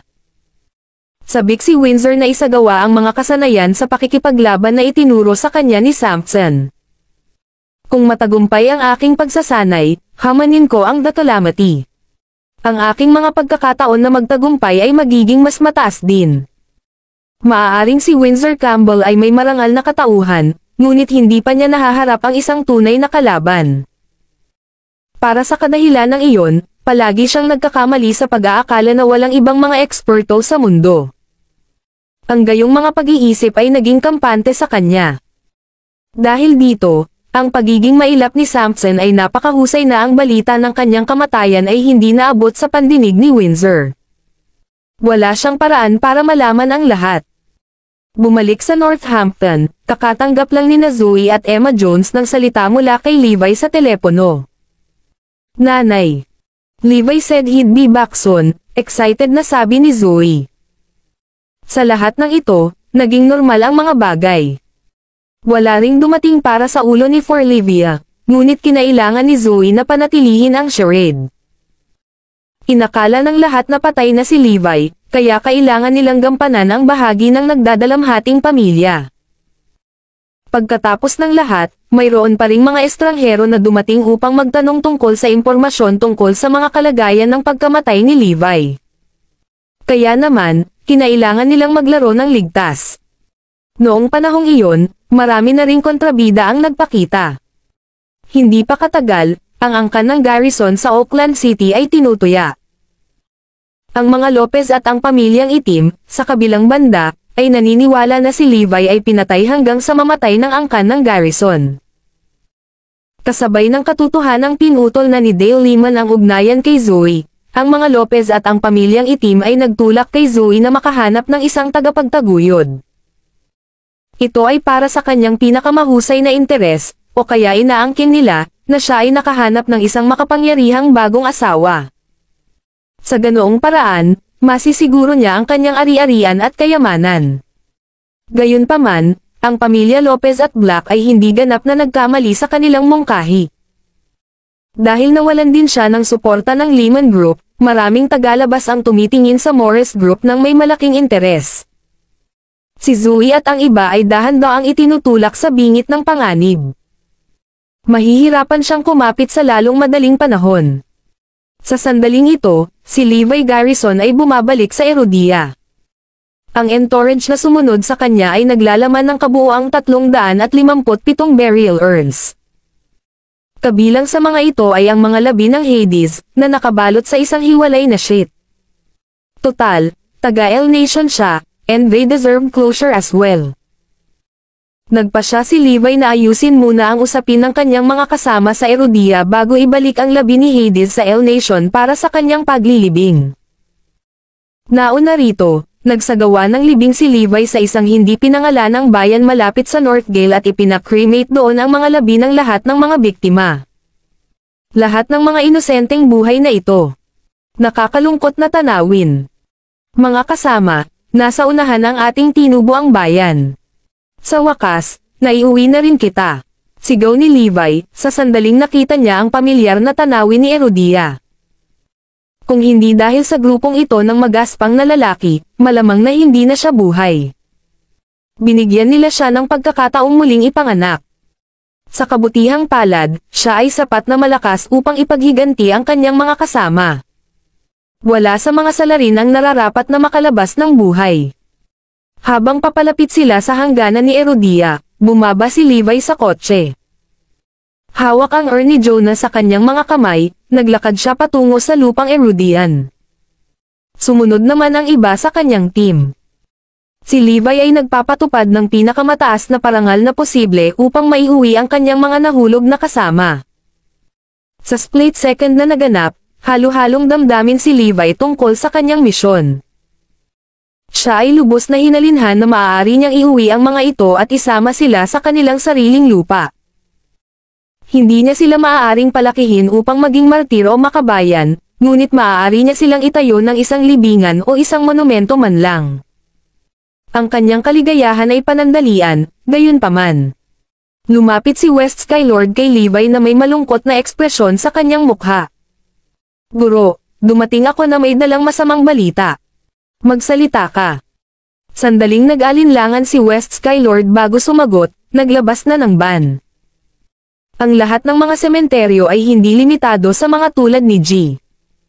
Jonah Garrison at anumang iba pang tulad na mga figure. Kalimutan ang tungkol sa paggawa ng mga ito ng isang libingan. Ni hindi mo sila mapapahinga. Pagkatapos niyang sabihin ang kanyang piraso, naramdaman ni West Skylord ang lamig na tumusok sa kanyang gulugod. She subconsciously umatras ng 2 hakbang at hinintay na sumagot si Levi. Sa madaling salita, karapat-dapat lang silang ilibing sa ilang. Tanong ni Levi. Oo, parang ganon. Kumalat ang mga alingaw-ngaw, na sinasabing si G. Jonah Garrison at ang 300 o higit pang mga lalaki ay mga taksil. Ang mga traidor ay hindi maaaring ilibing sa Erudia dahil hindi nila nararapat ang karangalang iyon. Sinasabi rin nila na ang kanilang pagkamatay ay karapat-dapat, sabi ni West Skylord na nanginginig. Walang sino man ang dapat na nagpoprotekta sa pangunahing salarin, sa simula. Tense ang hangin sa paligid nila. Naramdaman ng lahat na nanggagalaiti si Levi. Kinailangan nilang tiisin ang gayong kalunos-lunos at kahabag-habag na kamatayan. Higit pa riyan, hindi man lang sila pinapayagang ilibing sa kanilang sariling bayan. Hindi ba sila dapat parangalan?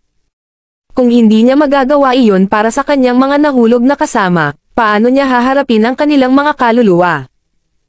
Wala akong pakialam kung sino man ang hamarang sa akin. Ang aking mga kasama at mga kapatid, kailangan nila ng tahanan. Itatayo ko sila ng isang monumento at gagawin ang mga seremonya ng libing na nararapat sa kanila. Pagharap sa iba pa niyang koponan, naglabas si Levi ng mga bagong utos sa mahinang ungol. Ang bago nating destinasyon Northway City, Green Hills Cemetery. Dapat nating tiyakin na lahat ng 356 na kasamahan ko ay nakalilibing ng maayos. Ang buong entourage ay nagpindot sa pinakamalaking lungsod sa Hilaga, Northway. Nais ni Levi na ilibing ang kanyang mga kasama doon. Tinulak ng North Skylord ang West Skylord at nagtanong, sino ang nagpataw ng pagbabawal? Ang angkan ng garrison ng lungsod ng Oakland, bulong ng West Skylord. Wala siyang lakas ng loob na ihayag ang impormasyong iyon kay Levi kanina. Huminga ng malalim si North Skylord. Ang dami niyang nahulaan. Tanging ang pinakamakapangyarihang pamilya sa Erudia ang may ganoong uri ng pag-abot. Ang totoo, ang angkan ng garrison ay naglalaro ng apoy. Babarilan nila ang kanilang sarili sa paa sa puntong ito. Bilang mga taong pinakamalapit kay Levi ngayon, dama nila ang kalungkutan na nadama ni Levi sa pagkamatay ni Jonas. Sa katunayan, sinisisi niya ang sarili niya. Dahil hindi niya mailigtas si Jonas mula sa kanyang pagkamatay, nadama ni Levi na ang tanging pagbabayad sala na maibibigay niya ay ang pagtatayo sa kanya ng isang libingan. Tulungan ng Diyos ang sino mang humadlang sa kanyang daan. Sa wakas, nakarating sila sa isang maliit na paliparan sa gilid ng Erudia.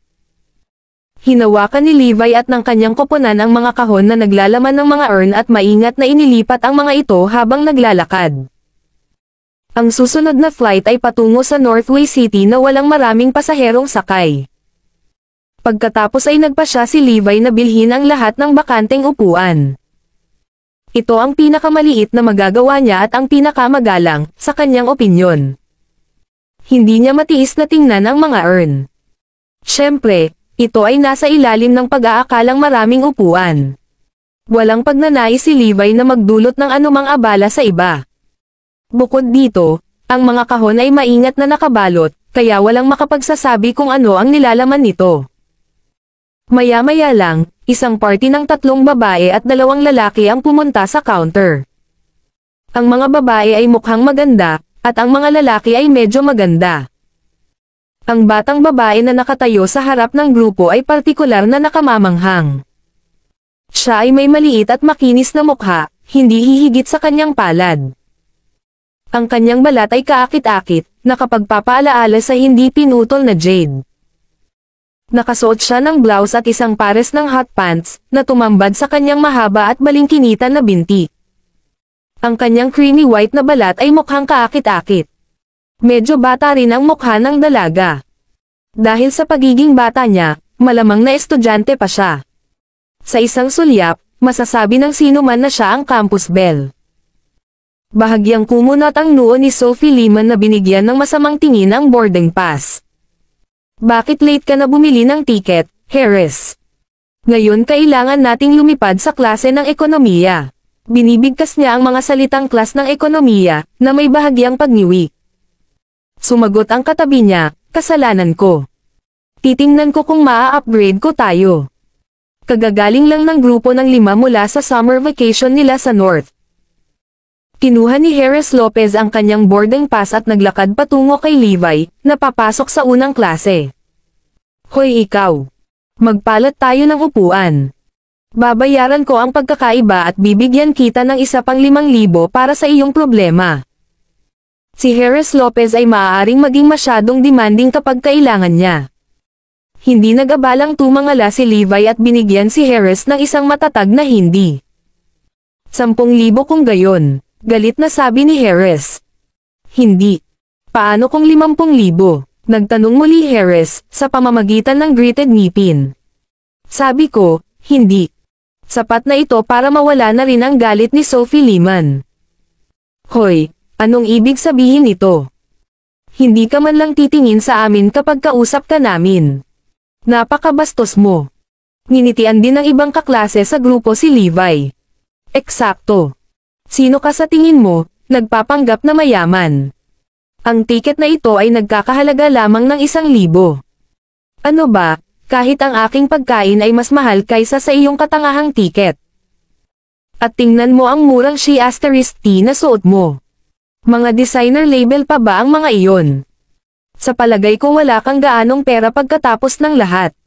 Bakit ka bumili ng first class ticket kung wala ka namang maipapakita? Nagpa siya si North Skylord na pumasok bago ito lumala. Go away, malamig niyang sabi.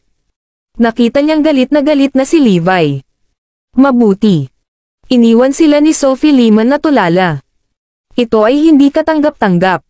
Hindi pa tayo nakasakay sa economic class dati. Bulalas ni Sophie. Hindi nagtagal, napansin niya ang lahat ng bakanteng upuan sa first class cabin. Walang sakay na pasahero, ngunit ang mga upuan ay okupado ng mga bagay. Nakuha ni Harris Lopez ang atensyon ng flight attendant. Iminuwestra ang mga bakanteng upuan, tinanong niya, walang nakaupo doon, tama ba? Oo pero. Bago pa makapagpaliwanag ang flight attendant, sinipa ni Harris ang mga kahon na nakatali sa mga upuan. Sige, bigyan mo lang kami ng mga upuan na ito. Aayusin natin ang mga pagkakaiba pagkatapos nating mapunta. Si Harris Lopez ang panganay na anak ng pinakakilalang pamilya ng Northway City. Dahil dito, palagi siyang mapang-api at walang konsiderasyon pagdating sa paghawak ng ilang sitwasyon. Lalo na ngayon, dahil ayaw niyang magmukhang mahina sa harap ni Sophie Liman. Uupo na sana sila nang mapansin nila ang ilang pares ng mata na nanlilisik sa kanila. Agad silang nakaramdam ng lamig sa kanilang mga gulugod, ngunit nagpa siya silang magpatuloy sa malamig na digmaan. Sina Levi, North Skylord, at West Skylord ay tumingin sa kanila ng may paghamak. Ibalik ang mga gamit sa upuan, at titingin ako sa ibang direksyon, malamig na sabi ni Levi. Oo, itong mga gamit na ito ay pag-aari nitong Ginoo dito. Binili niya ang first class cabin. Nagmamadaling pumasok ang stewardess para ipaliwanag ang sitwasyon. Ano? Binili ba niya ang mga upuang ito para maglagay ng basura sa kanila? Alam mo ba kung ano ang nasa loob ng mga kahon na ito? Ibinigay ni Harris Lopez ang kahon ng panibagong sipa, sa pagkakataong ito ay sapat na ang lakas para maabala ang mga takip. Biglang, isang malalim na nakakatakot na lamig ang bumalat sa hangin.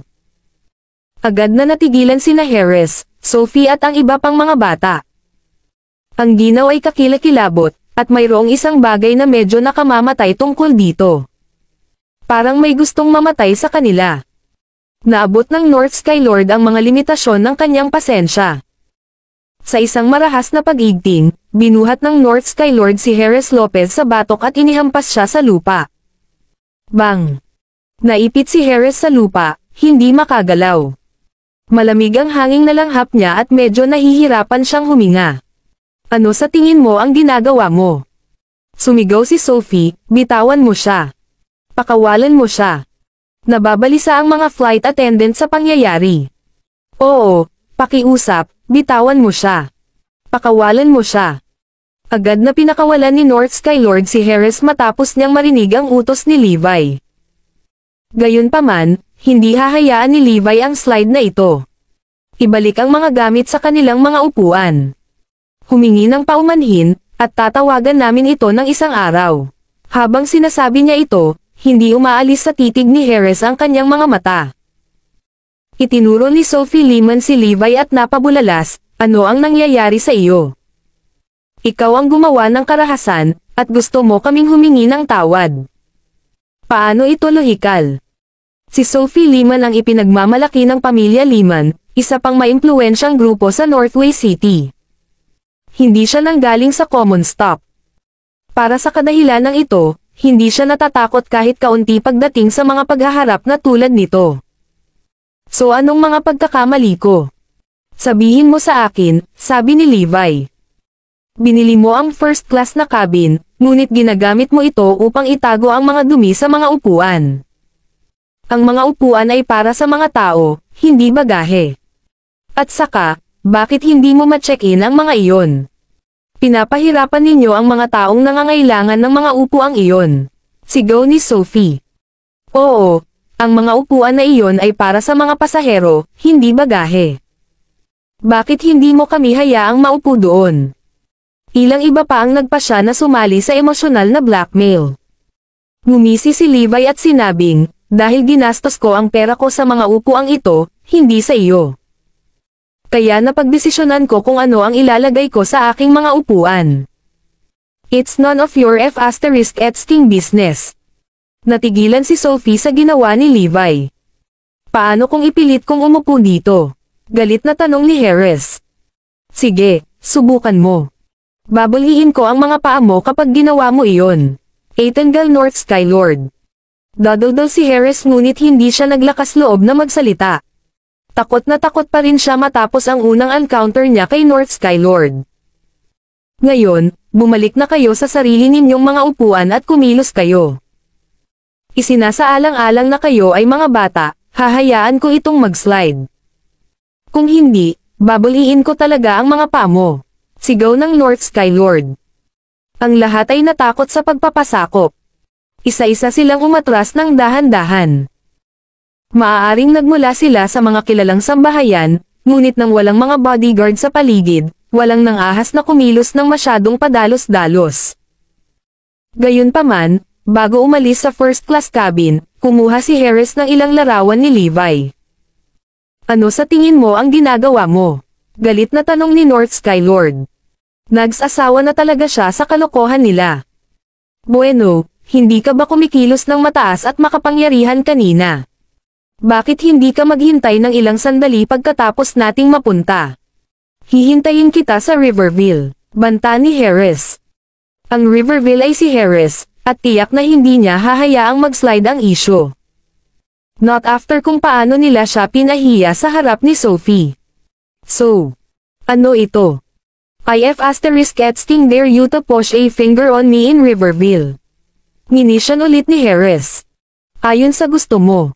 Medyo nagulat si North Sky Lord. Hindi niya inaasahan na papayag si Levi dito. Nangangahulugan lamang ito na labis na galit si Levi.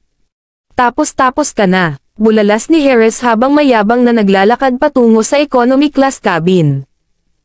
Bago lumipad ang eroplano, mabilis niyang ipinadala ang mga litrato sa mayordomo. Ang isang background check sa mga taong ito ay kinakailangan. Maaaring si Harris Lopez ang sayan ng isang makapangyarihang pamilya, ngunit malinaw ang kanyang pag-iisip pagdating sa mga ganitong bagay. Bago siya pumili ng tamang laban, palagi siyang magpapatakbo ng background check upang maiwasan ang anumang gulo. Hindi nagtagal sumagot ang mayordoma. Ang mga individual na ito ay mga ordinaryong tao lamang na walang kilalang background o lahi. Ngunit iyon ay hindi totoo sa lahat. Ang pagkakakilanlan ni Levi ay sadyang ginawang malabo, kasama ang iba pang miyembro ng kanyang koponan. Ang anumang mga paghahanap na ginawa sa mga database ay magiging blanko. Tuwang-tuwang tiningnan ni Harris ang sagot.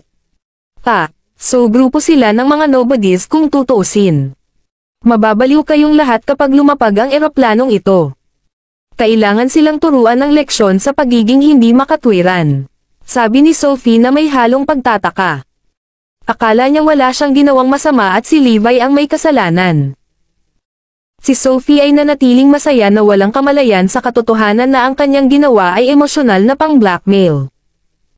Maaaring gawin ni Levi Garrison ang anumang gusto niya sa perang ginastos niya. Walang makapagsabi ng kahit ano. Talaga. Na-notify ko na ang pamilya. Naghihintay na ngayon ang mga bodyguard ko sa labas ng airport. Mas mabuting maghanda ang tatlo. Masiglang sagot ni Harris. Tiningnan ni Sophie si Harris nang may pagsang-ayon, na ikinatuwa rin niya. Humigit kumulang 1 oras at kalahati ang biyahe patungo sa lungsod. Ligtas silang nakarating sa airport ng Riverville. Bumaba si Levi at ang kanyang partido sa eroplano, mga kahon ng mga urn sa hila. Kaagad pagkalabas nila ng airport, hinarang sila ni Harris Lopez. Iniisip mo bang tumakas? Huwag mo nang isipin iyon. Baka sa mukha ni Harris ang pangit na pagngisi. Paalisin mo sila, utos ni Harris. Ilang dosenang sasakyan ang huminto sa bangkita, at ilang daang matipunong lalaki ang sumugod sa labas ng sasakyan. Hindi nagtagal, napalibutan si Levi at ang kanyang team. Ang mga lalaki ay mga bodyguard na pinagtatrabahuhan ng pamilya Lopez, mga individual na may kakayahan na marunong makipaglaban kung kinakailangan. Alam mo ba kung sino ang kinakalaban mo? Ako si Harris Lopez, ang panganay na anak ng pamilya Lopez sa Riverville. Ito ang kabayaran para sa nangyari kanina. Ngayong ligtas nang nakabalik si Harris sa kanyang sariling domain, kaya niyang maging mas cocky. Hindi niya kailangang mag-alala tungkol sa mga kahihinatnan, ni hindi niya kailangang isaalang-alang ang anumang bagay. Sino ang nangahas na akitin ang batang si Mr. Lopez? Sabay-sabay na sigaw ng lahat ng bodyguards. May death wish ka ba? Ang takot ng mga tao ay mabilis na tumakbo palayo, hindi nais na masangkot sa isang gulo na tulad nito. May naisip si Sophie pansamantala. Huwag masyadong mabigat ang kamay, babala niya. Baka hindi mo sinasadyang makapatay ng tao. Ngumiti si Harris at sumagot, "Don't worry, I know my limits." Babulihin ko lang ang mga paa nila, para lang turuan sila ng leksyon. Lumuhad ka at magmakaawa. Baka sakaling, pag-isipan kong patawarin ka kahit minsan lang. Napatingin sa kanila si Harris na may pagtataka sa mukha. How dare they disrespect me? Humihingi sila ng kamatayan. Sumigaw si Sophie, I'm quite merciful. Humingi ka lang ng tawad, at hahayaan ko na ang bagay na ito. Nakaramdam siya ng conflict. Hindi ako nagkakamali. Si Levi ang may kasalanan. At hindi niya maiwasang mapaisip dito. Tumikim si Harris at tumikim, tama. Humingi ng tawad, at ililigtas ko ang iyong buhay. Wala tayong ginawang masama, bakit tayo pa? Ganting tanong ni Levi sa kanila. Anong biro? Lahat sila ay kumikilos na mataas at makapangyarihan dahil sila ay may kapangyarihan. Kung nasa ibang bansa tayo, maaaring matagal na silang patay. Ngunit sila ay mga erudian. Kaya naman, pumikit ako sa mga bastos nilang pananalita. Gayunpaman, ang kanyang tanong ay ikinagalit ni Harris. Tinatanggihan mo ba ang isang toast para lang uminom ng forfeit ngayon? Kasunod nyon, galit na nagbabala si Sophie. Tanungin ko kayo sa huling pagkakataon. Humingi ng tawad. O kung hindi, huwag mo akong sisihin na hindi ako maawa sa huli. Sa kanyang pananaw, binibigyan niya sila ng pagkakataon. Kung humingi sila ng tawad, matatapos ang lahat ng ito. At walang mangyayari. Humingi ng paumanhin, at sila ay aalis ng ligtas. Ngunit kung hindi nila pinahahalagahan ang aking kabaitan, kung gayon wala akong magagawa. Dapat hayaan ko na lang silang turuan ni Harris ng leksyon. Ngumisi si Levi. Humingi ng tawad. Hindi pwede. Kayo na ang luluhod at magmamakaawa para sa inyong buhay. Nang marinig iyon, nagalit si Harris, at sumigaw siya, ano? Kami, nakaluhod. Mangarap pa. Si Sophie at ang kanyang mga kaklase ay nahirapang paniwalaan. Sila ang nasa panganib ngayon, hindi tayo. Kaya bakit tayo dapat humingi ng tawad? Ito ay lubos na nagpagalit kay Sophie, at sinunog ng apoy ng galit ang huling piraso ng kabaitang naiwan niya. Hindi na ako humaharap dito. Napamura si North Sky Lord, hindi kayo naniniwala sa kanya. Ungol ni Harris, paano tayo maniniwala sa kanya? Kayo na ang luluhod para humingi ng tawad. E di sige. Harris, gawin mo lahat ng gusto mo. Hindi ako makikialam. Tumakbo si Sophie sa isang tabi, umaasang masasaksihan ang isang away na malapit nang mangyari habang galit na nakatitig kay Levi. May mga taong talagang walang kultura. Siguro ang ilang suntok ay magtuturo sa kanila kung paano kumilos. Gustong makita ni Sophie na matalo si Harris kay Levi, habang naging mabisyo ang ekspresyon ni Harris. Ibaba na natin ang mga idiot na ito. Siguraduhin mo lang na buhay sila. Klang, klang, klang. Nang ang daan-daang tauhan ni Harris ay naghahanda sa pag-atake, nakarinig sila ng isang malakas na tunog. Boom, boom. Ang lupa ay nanginginig ng may ritmo na parang may paparating na hukbo. Ang biglaang paggalaw ng lupa at ang maindayog na malalakas na ingay ay nakakatakot sa lahat. Si Harris, Sophie, at ang mga bodyguard ng pamilya Lopez ay tumigil sa kanilang ginagawa at sabay-sabay na lumingon upang tingnan kung ano ang nanggagaling sa likuran. Nang makita nila ang papalapit ay napatulala sila. Isang malaking pulutong na nababalutan ng itim mula ulo hanggang paa ay nakatayo sa likuran nila, pinupuno ang mga bukas na espasyo. Nakasuot ng kalahating anghel at kalahating diablo na maskara, armado sila ng isang sinaunang punyal habang nagmumula sa kanilang mga katawan ang hangarin na pumatay. Para silang mga nilalang mula sa impyerno. At higit sa lahat, mayroong hindi bababa sa 1,000 sa kanila. Welcome sa Riverville, Master. Sigaw ng pinuno ng hukbo, sinundan ng iba. Ang kanilang mga boses ay napakalakas na ito ay nakakabasag ng lupa, na nakakabigla sa lahat sa kanilang kaibuturan. North Sky Lord, West Sky Lord, at iba pa ay naglabas ng kanilang mga maskara at isinuot ang mga ito. Ito ay ang parehong kalahating anghel at kalahating demonyong maskara. Boom! Ang lahat ay nasa bingit ng pagsabog mula sa labis na impormasyon. Ang kalamidad. Ang organisasyong nagdulot ng matinding pagkatalo sa Reisonian Bushido. Alam ng lahat na ang kalahating anghel at kalahating diablo na maskara ay simbolo ng The Calamity. Kaya sila ay The Calamity. At nasa Erudia talaga sila. Paano? Paano ito posible? Ito lang ang swerte namin na gawa naming saktan ang The Calamity. Walang awa para sa mga nakasakit sa ating guro. Sabay-sabay na sumigaw ang libu-libong mandirigma ng Calamity. Ang kanilang mga sigaw ay agad na nagdulot ng nakakatakot na aura habang binalot ng isang pagpatay na layunin ang buong espasyo. Pumalakpak, pumalakpak. Sunod-sunod na napaluhod ang mga bodyguard ng pamilya Lopez, hindi na makayanan ang kanilang sarili laban sa sobrang pressure. Ang uhaw sa dugo, cutthroat na aura ay bumabalot sa kanilang mga katawan, nagtanim ng takot sa kanilang mga puso, na nagpaputi sa kanila habang sila ay pawis na pawis.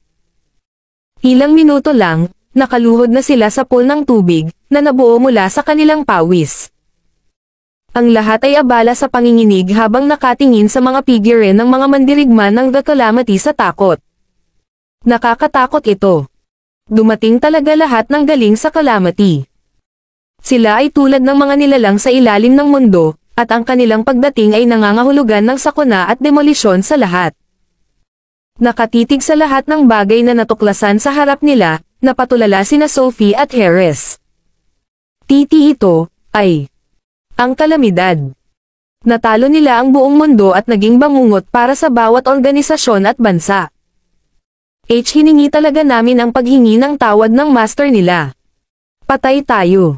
Kami ay kumukuha ng patay na karne. Hindi tayo may iligtas ng ating mga pamilya. Hindi. Walang makapagliligtas sa atin. Pinagpapawisan sila dahil alam nilang nasa malaking problema sila. Sa sandaling iyon, ang North Sky Lord ay nagmarcha patungo kay Harris. Ang kanyang nakakatakot na aura ay nananatili sa kanyang katawan at ginawa siyang parang higanti sa mga mata ni Harris. Thud.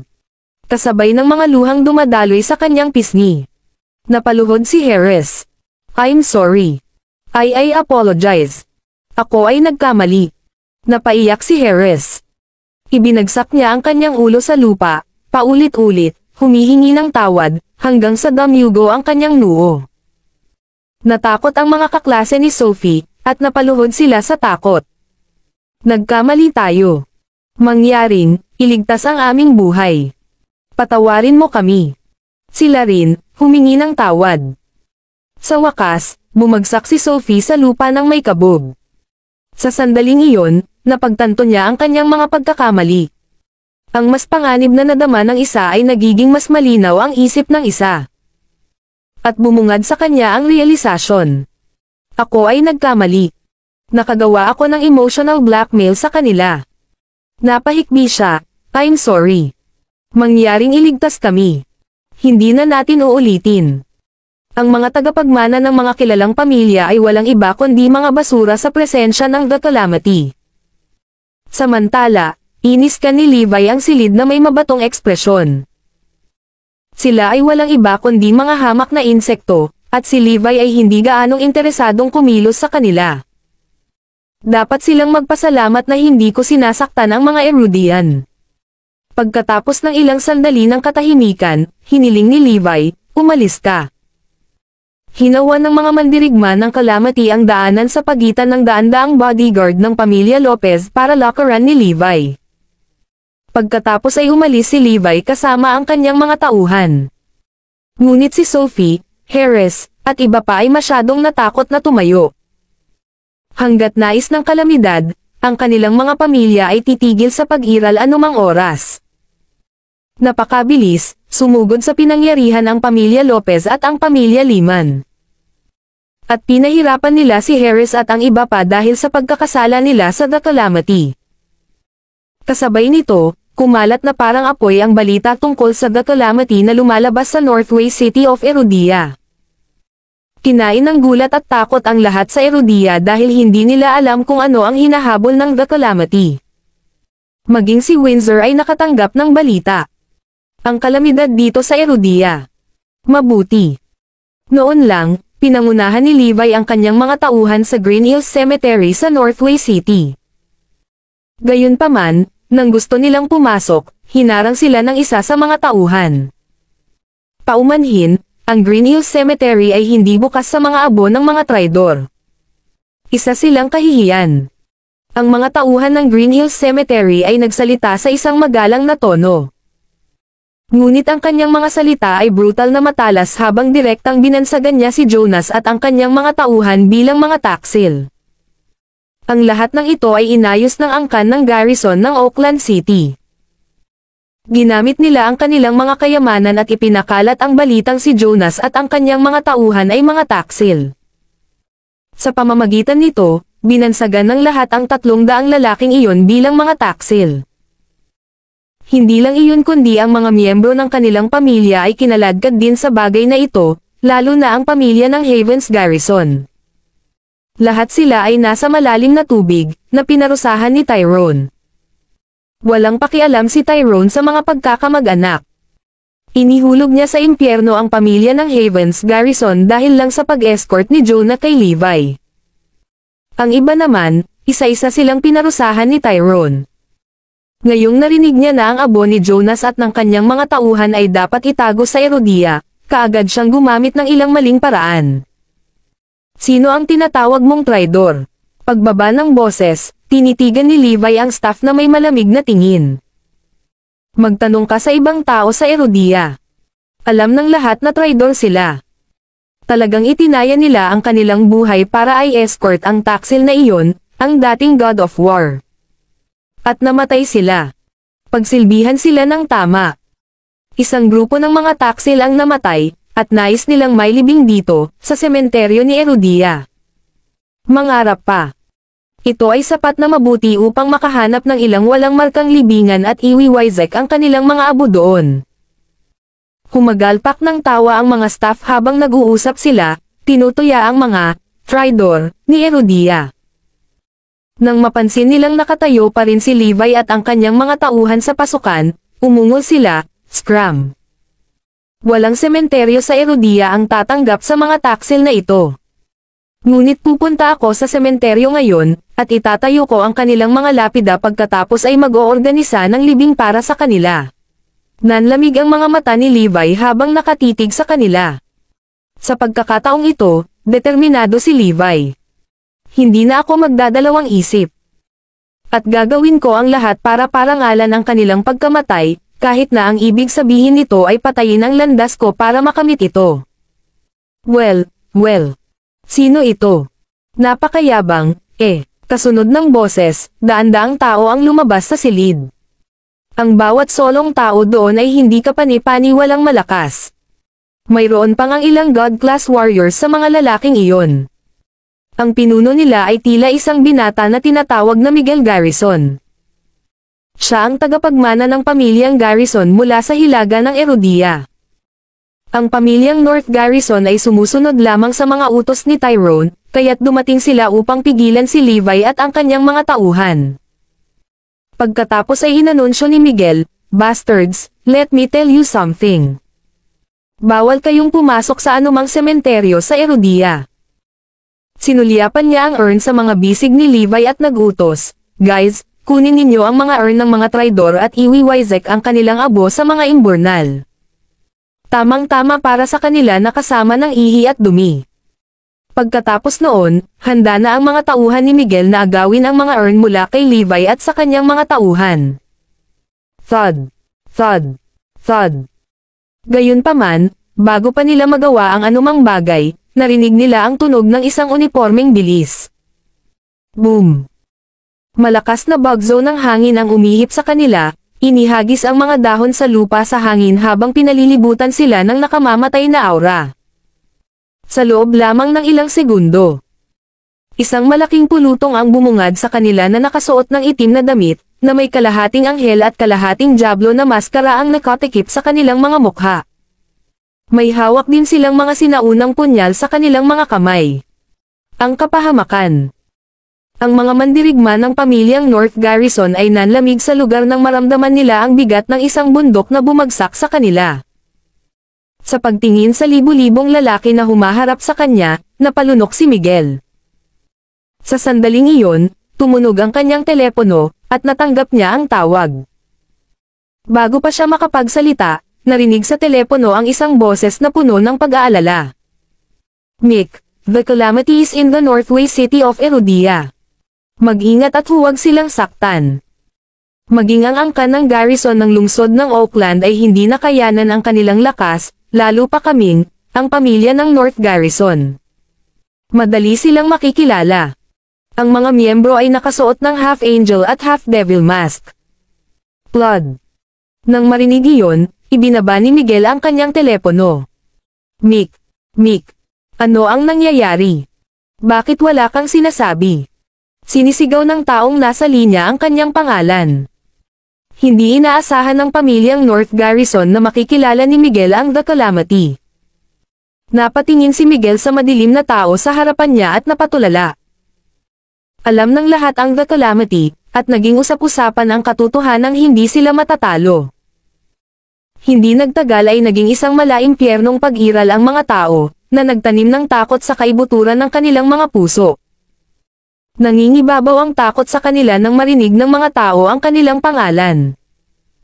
Si Miguel ay mula sa isang upper-class society, kaya alam na alam niya kung gaano kakilakilabot ang The Calamity. At hindi pa siya nakaramdam ng ganoong pananakot bago niya nakilala ang The Calamity. Clink, clink, clink. Libu-libong tao ng The Calamity ang naglabas ng kanilang mga sinaunang punyal, at ang mga punyal ay napakatalam na sinasalamin nila ang pagkamatay ng kanilang mga kaaway. Maya-maya pa, nag-chorus sila ng, "Patayin! Patayin! Patayin!" Lahat ng tungkol sa The Calamity ay nagpadala ng takot sa mga tumitingin sa kanila. Mula sa kanilang mababang sigaw sa digmaan hanggang sa kanilang hindi matatalo na suppressing aura at pagkatapos ay ang kanilang malamig na pagpatay na layunin. Biglang tumulo ang mainit na likido sa pantalon ni Miguel, na naging basa nito. Kasunod nito ay ang masangsang na amoy ng ihi. Nahihina niya ang kanyang pantalon dahil sa takot. Ngunit ang iba ay hindi rin mas mahusay. Maging ang mga God-class warriors ay nanginginig sa kakaibang ritmo ng panginginig. Boom! Biglang sumulpat ang North Sky Lord sa kanila na parang isang halimaw na nakawala. Arg! Daan-daang makapangyarihang mandirigma ang pinadala ng paisa-isa mula sa impact. Kahit na ang makapangyarihang mga mandirigma ng North Garrison family ay hindi nakayanan ang kanyang solong suntok. Pakiusap huwag mo akong patayin. Napaluhod si Miguel, nasaksihan ang masaker sa kanyang harapan. Bam! Arg! Isang nakakakilabot na sigaw ang pinakawalan niya. Bam! Arg! Muli, sumigaw siya sa sobrang sakit. Ang North Sky Lord ay yamakap sa mga tuhod ni Miguel, at ang mga buto ng huli ay naduraj habang siya ay nakahandusay sa lupa, walang buhay. Bam! Hawak ni Levi ang urn habang tinatapakan ang katawan niya. Bam! At sumunod naman ang isa pa. Bam! Ang tunog ng pagdurog ng mga buto ay naganap hanggang sa ang lahat ng mga tauhan ni Levi ay lumakad sa kabilang panig.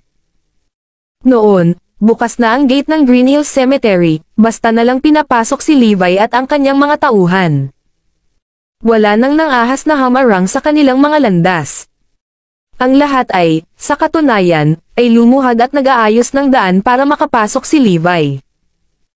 Pagpasok nila sa Green Hills Cemetery, isa-isang mabilis na dumating ang mga lapida.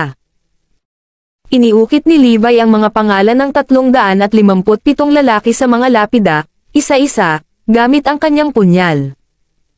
Tatandaan ko ang bawat isa sa inyo. Nang matapos siya, nagdaos siya ng isang engranding libing para sa kanyang mga nasawing kasamahan. Mga kapatid, naway magpahinga kayo sa kapayapaan.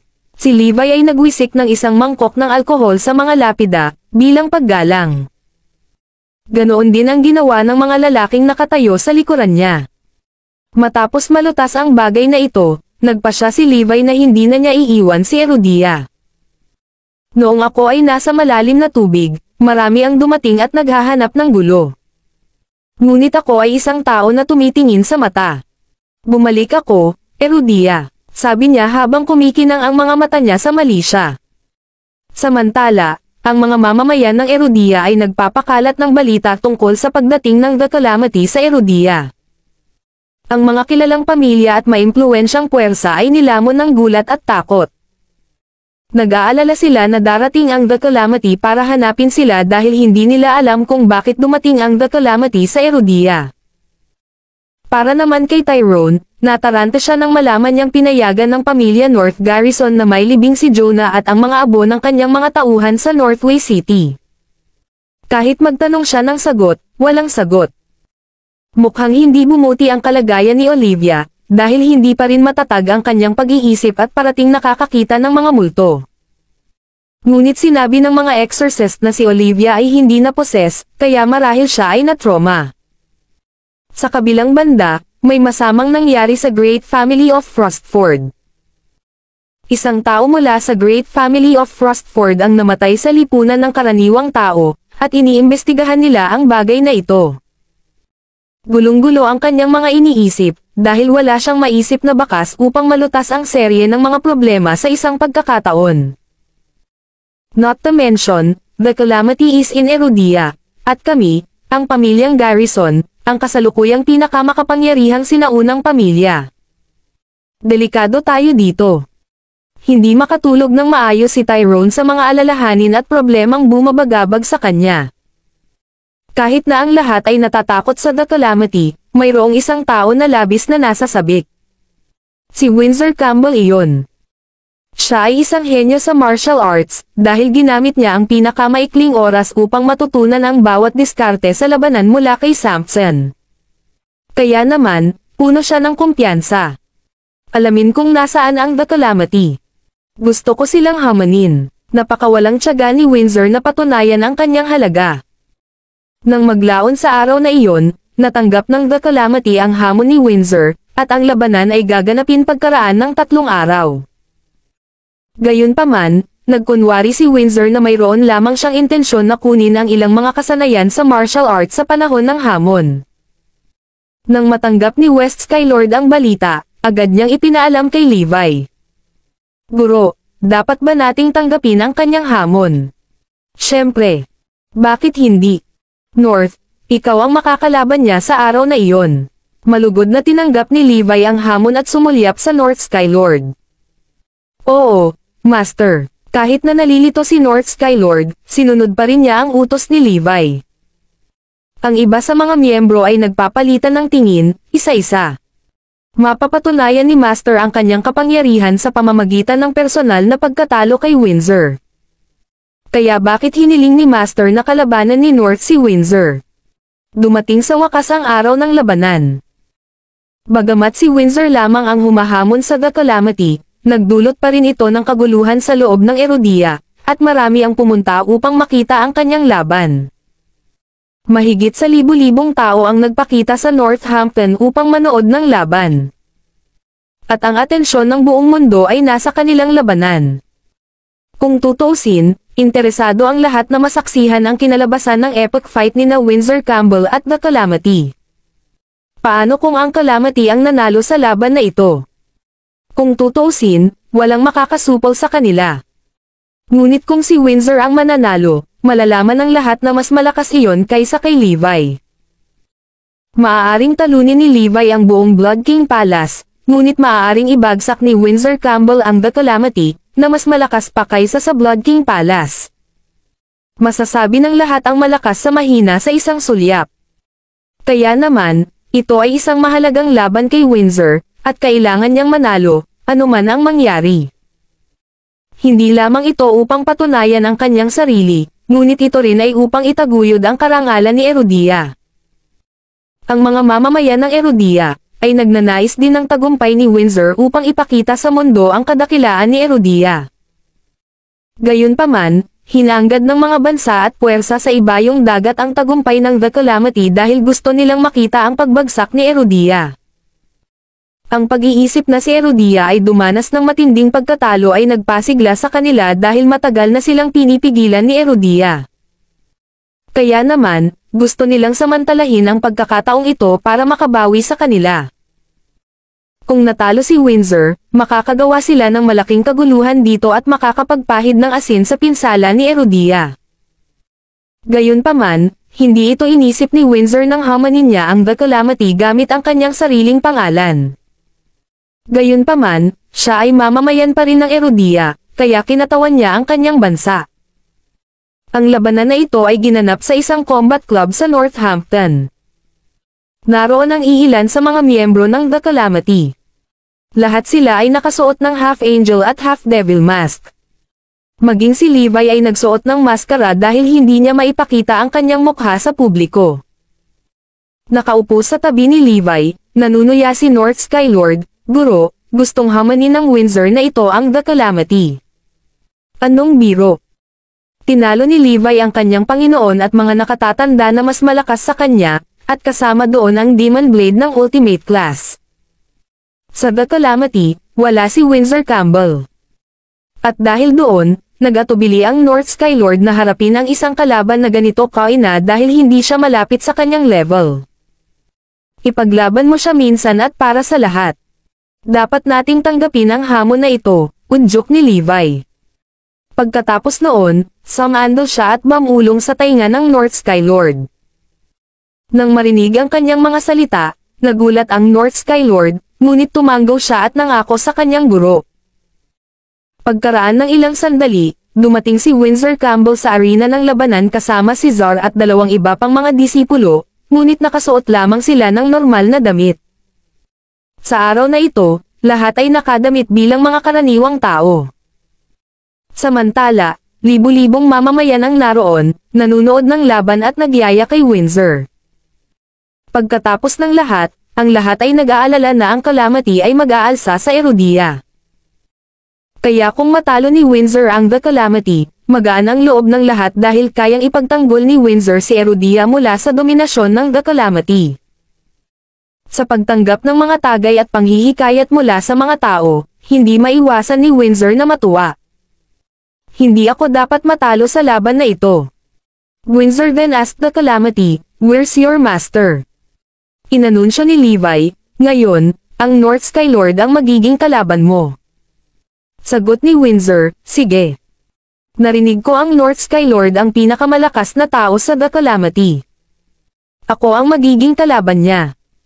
Ang epikong labanan sa pagitan nina Windsor Campbell at North Sky Lord ay magsisimula na anumang oras. Nagkaroon ng malaking fighting ring sa gitna ng combat club, at ang magkabilang panig ay nakahanda sa kinatatayuan. Boom! Ang unang umatake ay si Windsor Campbell. Siya ay may napakahusay na kontrol sa kanyang mga galaw, at ang kanyang mga kamao ay matulin at malakas. Iyan din ang kaso para sa North Sky Lord. Ang epekto ng kanilang mga sagupaan ay nakagugulat para sa lahat, at ang mga tao ay umuungal sa pananabik. Nang magsalubong ang kanilang mga kamao, napakalaki ng impact kaya naputol ang espesyal na inihandang fighting ring. Sa sandaling iyon, ginamit ni Windsor ang lahat ng mga diskarte sa labanan na natutunan niya dati. Gayunpaman, pagkatapos ng pagharang at pag-atake ng ilang oras, nagbago ang kanyang ekspresyon. Gaano kalakas ang lalaking ito? Kapantay niya ako.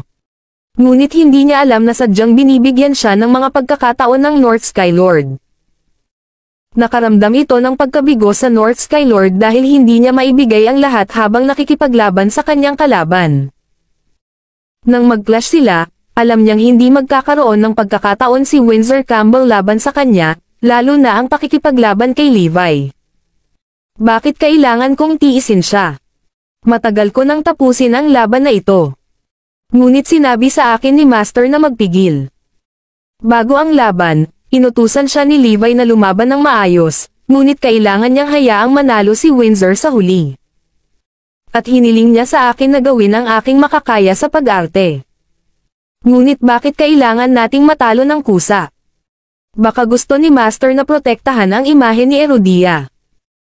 Si Windsor ay hindi isang ordinaryong tao na walang katayuan at kapangyarihan, kaya lahat ng gagawin niya ay makakaapekto sa reputasyon ni Erudia, lalo na kung matatalo siya sa laban na ito. Ang mga bansa sa ibang bansa ay magsisimulang kumilos sa sandaling nasaksihan nila ang pagkatalo ni Erudia. Ito ay hindi isang bagay ng kaligtasan ni Windsor, ito ay tungkol sa kinabukasan at reputasyon ni Erudia. Ang pagkawala ni Windsor ay magiging isang matinding dagok kay Erudia.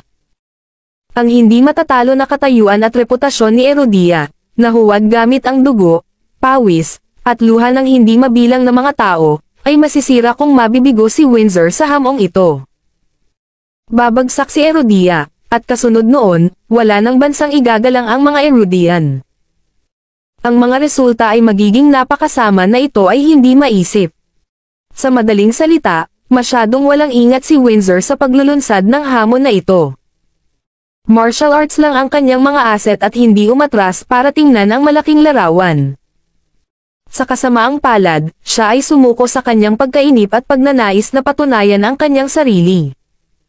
Gayunpaman, hindi nais ni Levi na ang pagbagsak ni Erudia ay sanhi ng ilang maliit na hamon tulad nito, kaya ginawa niya ang The Calamity na natalo sa laban upang protektahan ang imahe at reputasyon ni Erudia. Kahit gawa lang ang lahat, dapat manalo si Windsor. Siyempre, ang The Calamity ay pag-aari ni Erudia, kaya hindi na kailangang pakialaman ang kanilang imahe. Lalong tumindi ang labanan nang ilabas ni Windsor ang kanyang mga kakayahan, at ang kanyang mga pag-atake ay pabilis ng pabilis. Naramdaman ni North Sky Lord na ubos na ang kanyang stamina. At si Bam. Siya ay pinadalang lumipad palabas ng ring. Matapos magpumiglas ng buong lakas, nakahandusay siya sa lupa, hindi gumagalaw kahit isang kalamnan. Ito ang hudyat ng pagtatapos ng labanan sa The Calamity. Pagkatalo. Napangiti si Levi, nasaksihan ang kinalabasan. Pinaghirapan ko talaga si North na hilingin na umarte siya. Ngunit kulayan ako humanga. Walang anumang kapintasan sa kanyang pagganap. Master, nanalo kami. Nanalo talaga kami. Ang aming guro ang pinakamalakas na tao sa Erudia. Siya lamang ang karapat-dapat na tawaging Diyos ng digmaan. Si Nazar, Bolgon, at Talon ay masayang tumakbo sa entablado at nag-cheer para sa kanilang master.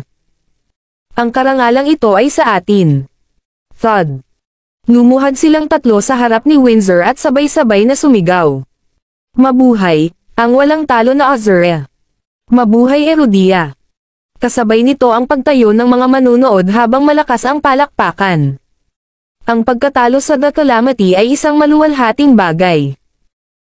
Hindi makayanan ng ibang mga bansa ang The Calamity, ngunit ibinaba ni Windsor ang hindi magagapi na North Skylord, ng mag-isa, na nagpahayag ng kanyang pangangibabaw sa The Calamity. Napaungol si Windsor, ipinagdiriwang ang kanyang tagumpay. Levi Garrison, wala kang magagawa sa akin. Mas malakas ako sa'yo. Sa sino mang hindi kumikilala sa akin. Lumapit ka sa akin. Abangan ang mga susunod pang mga kabanata. Please comment, like, and share, mga Kamaster, para updated ka sa aking mga susunod pang mga videos.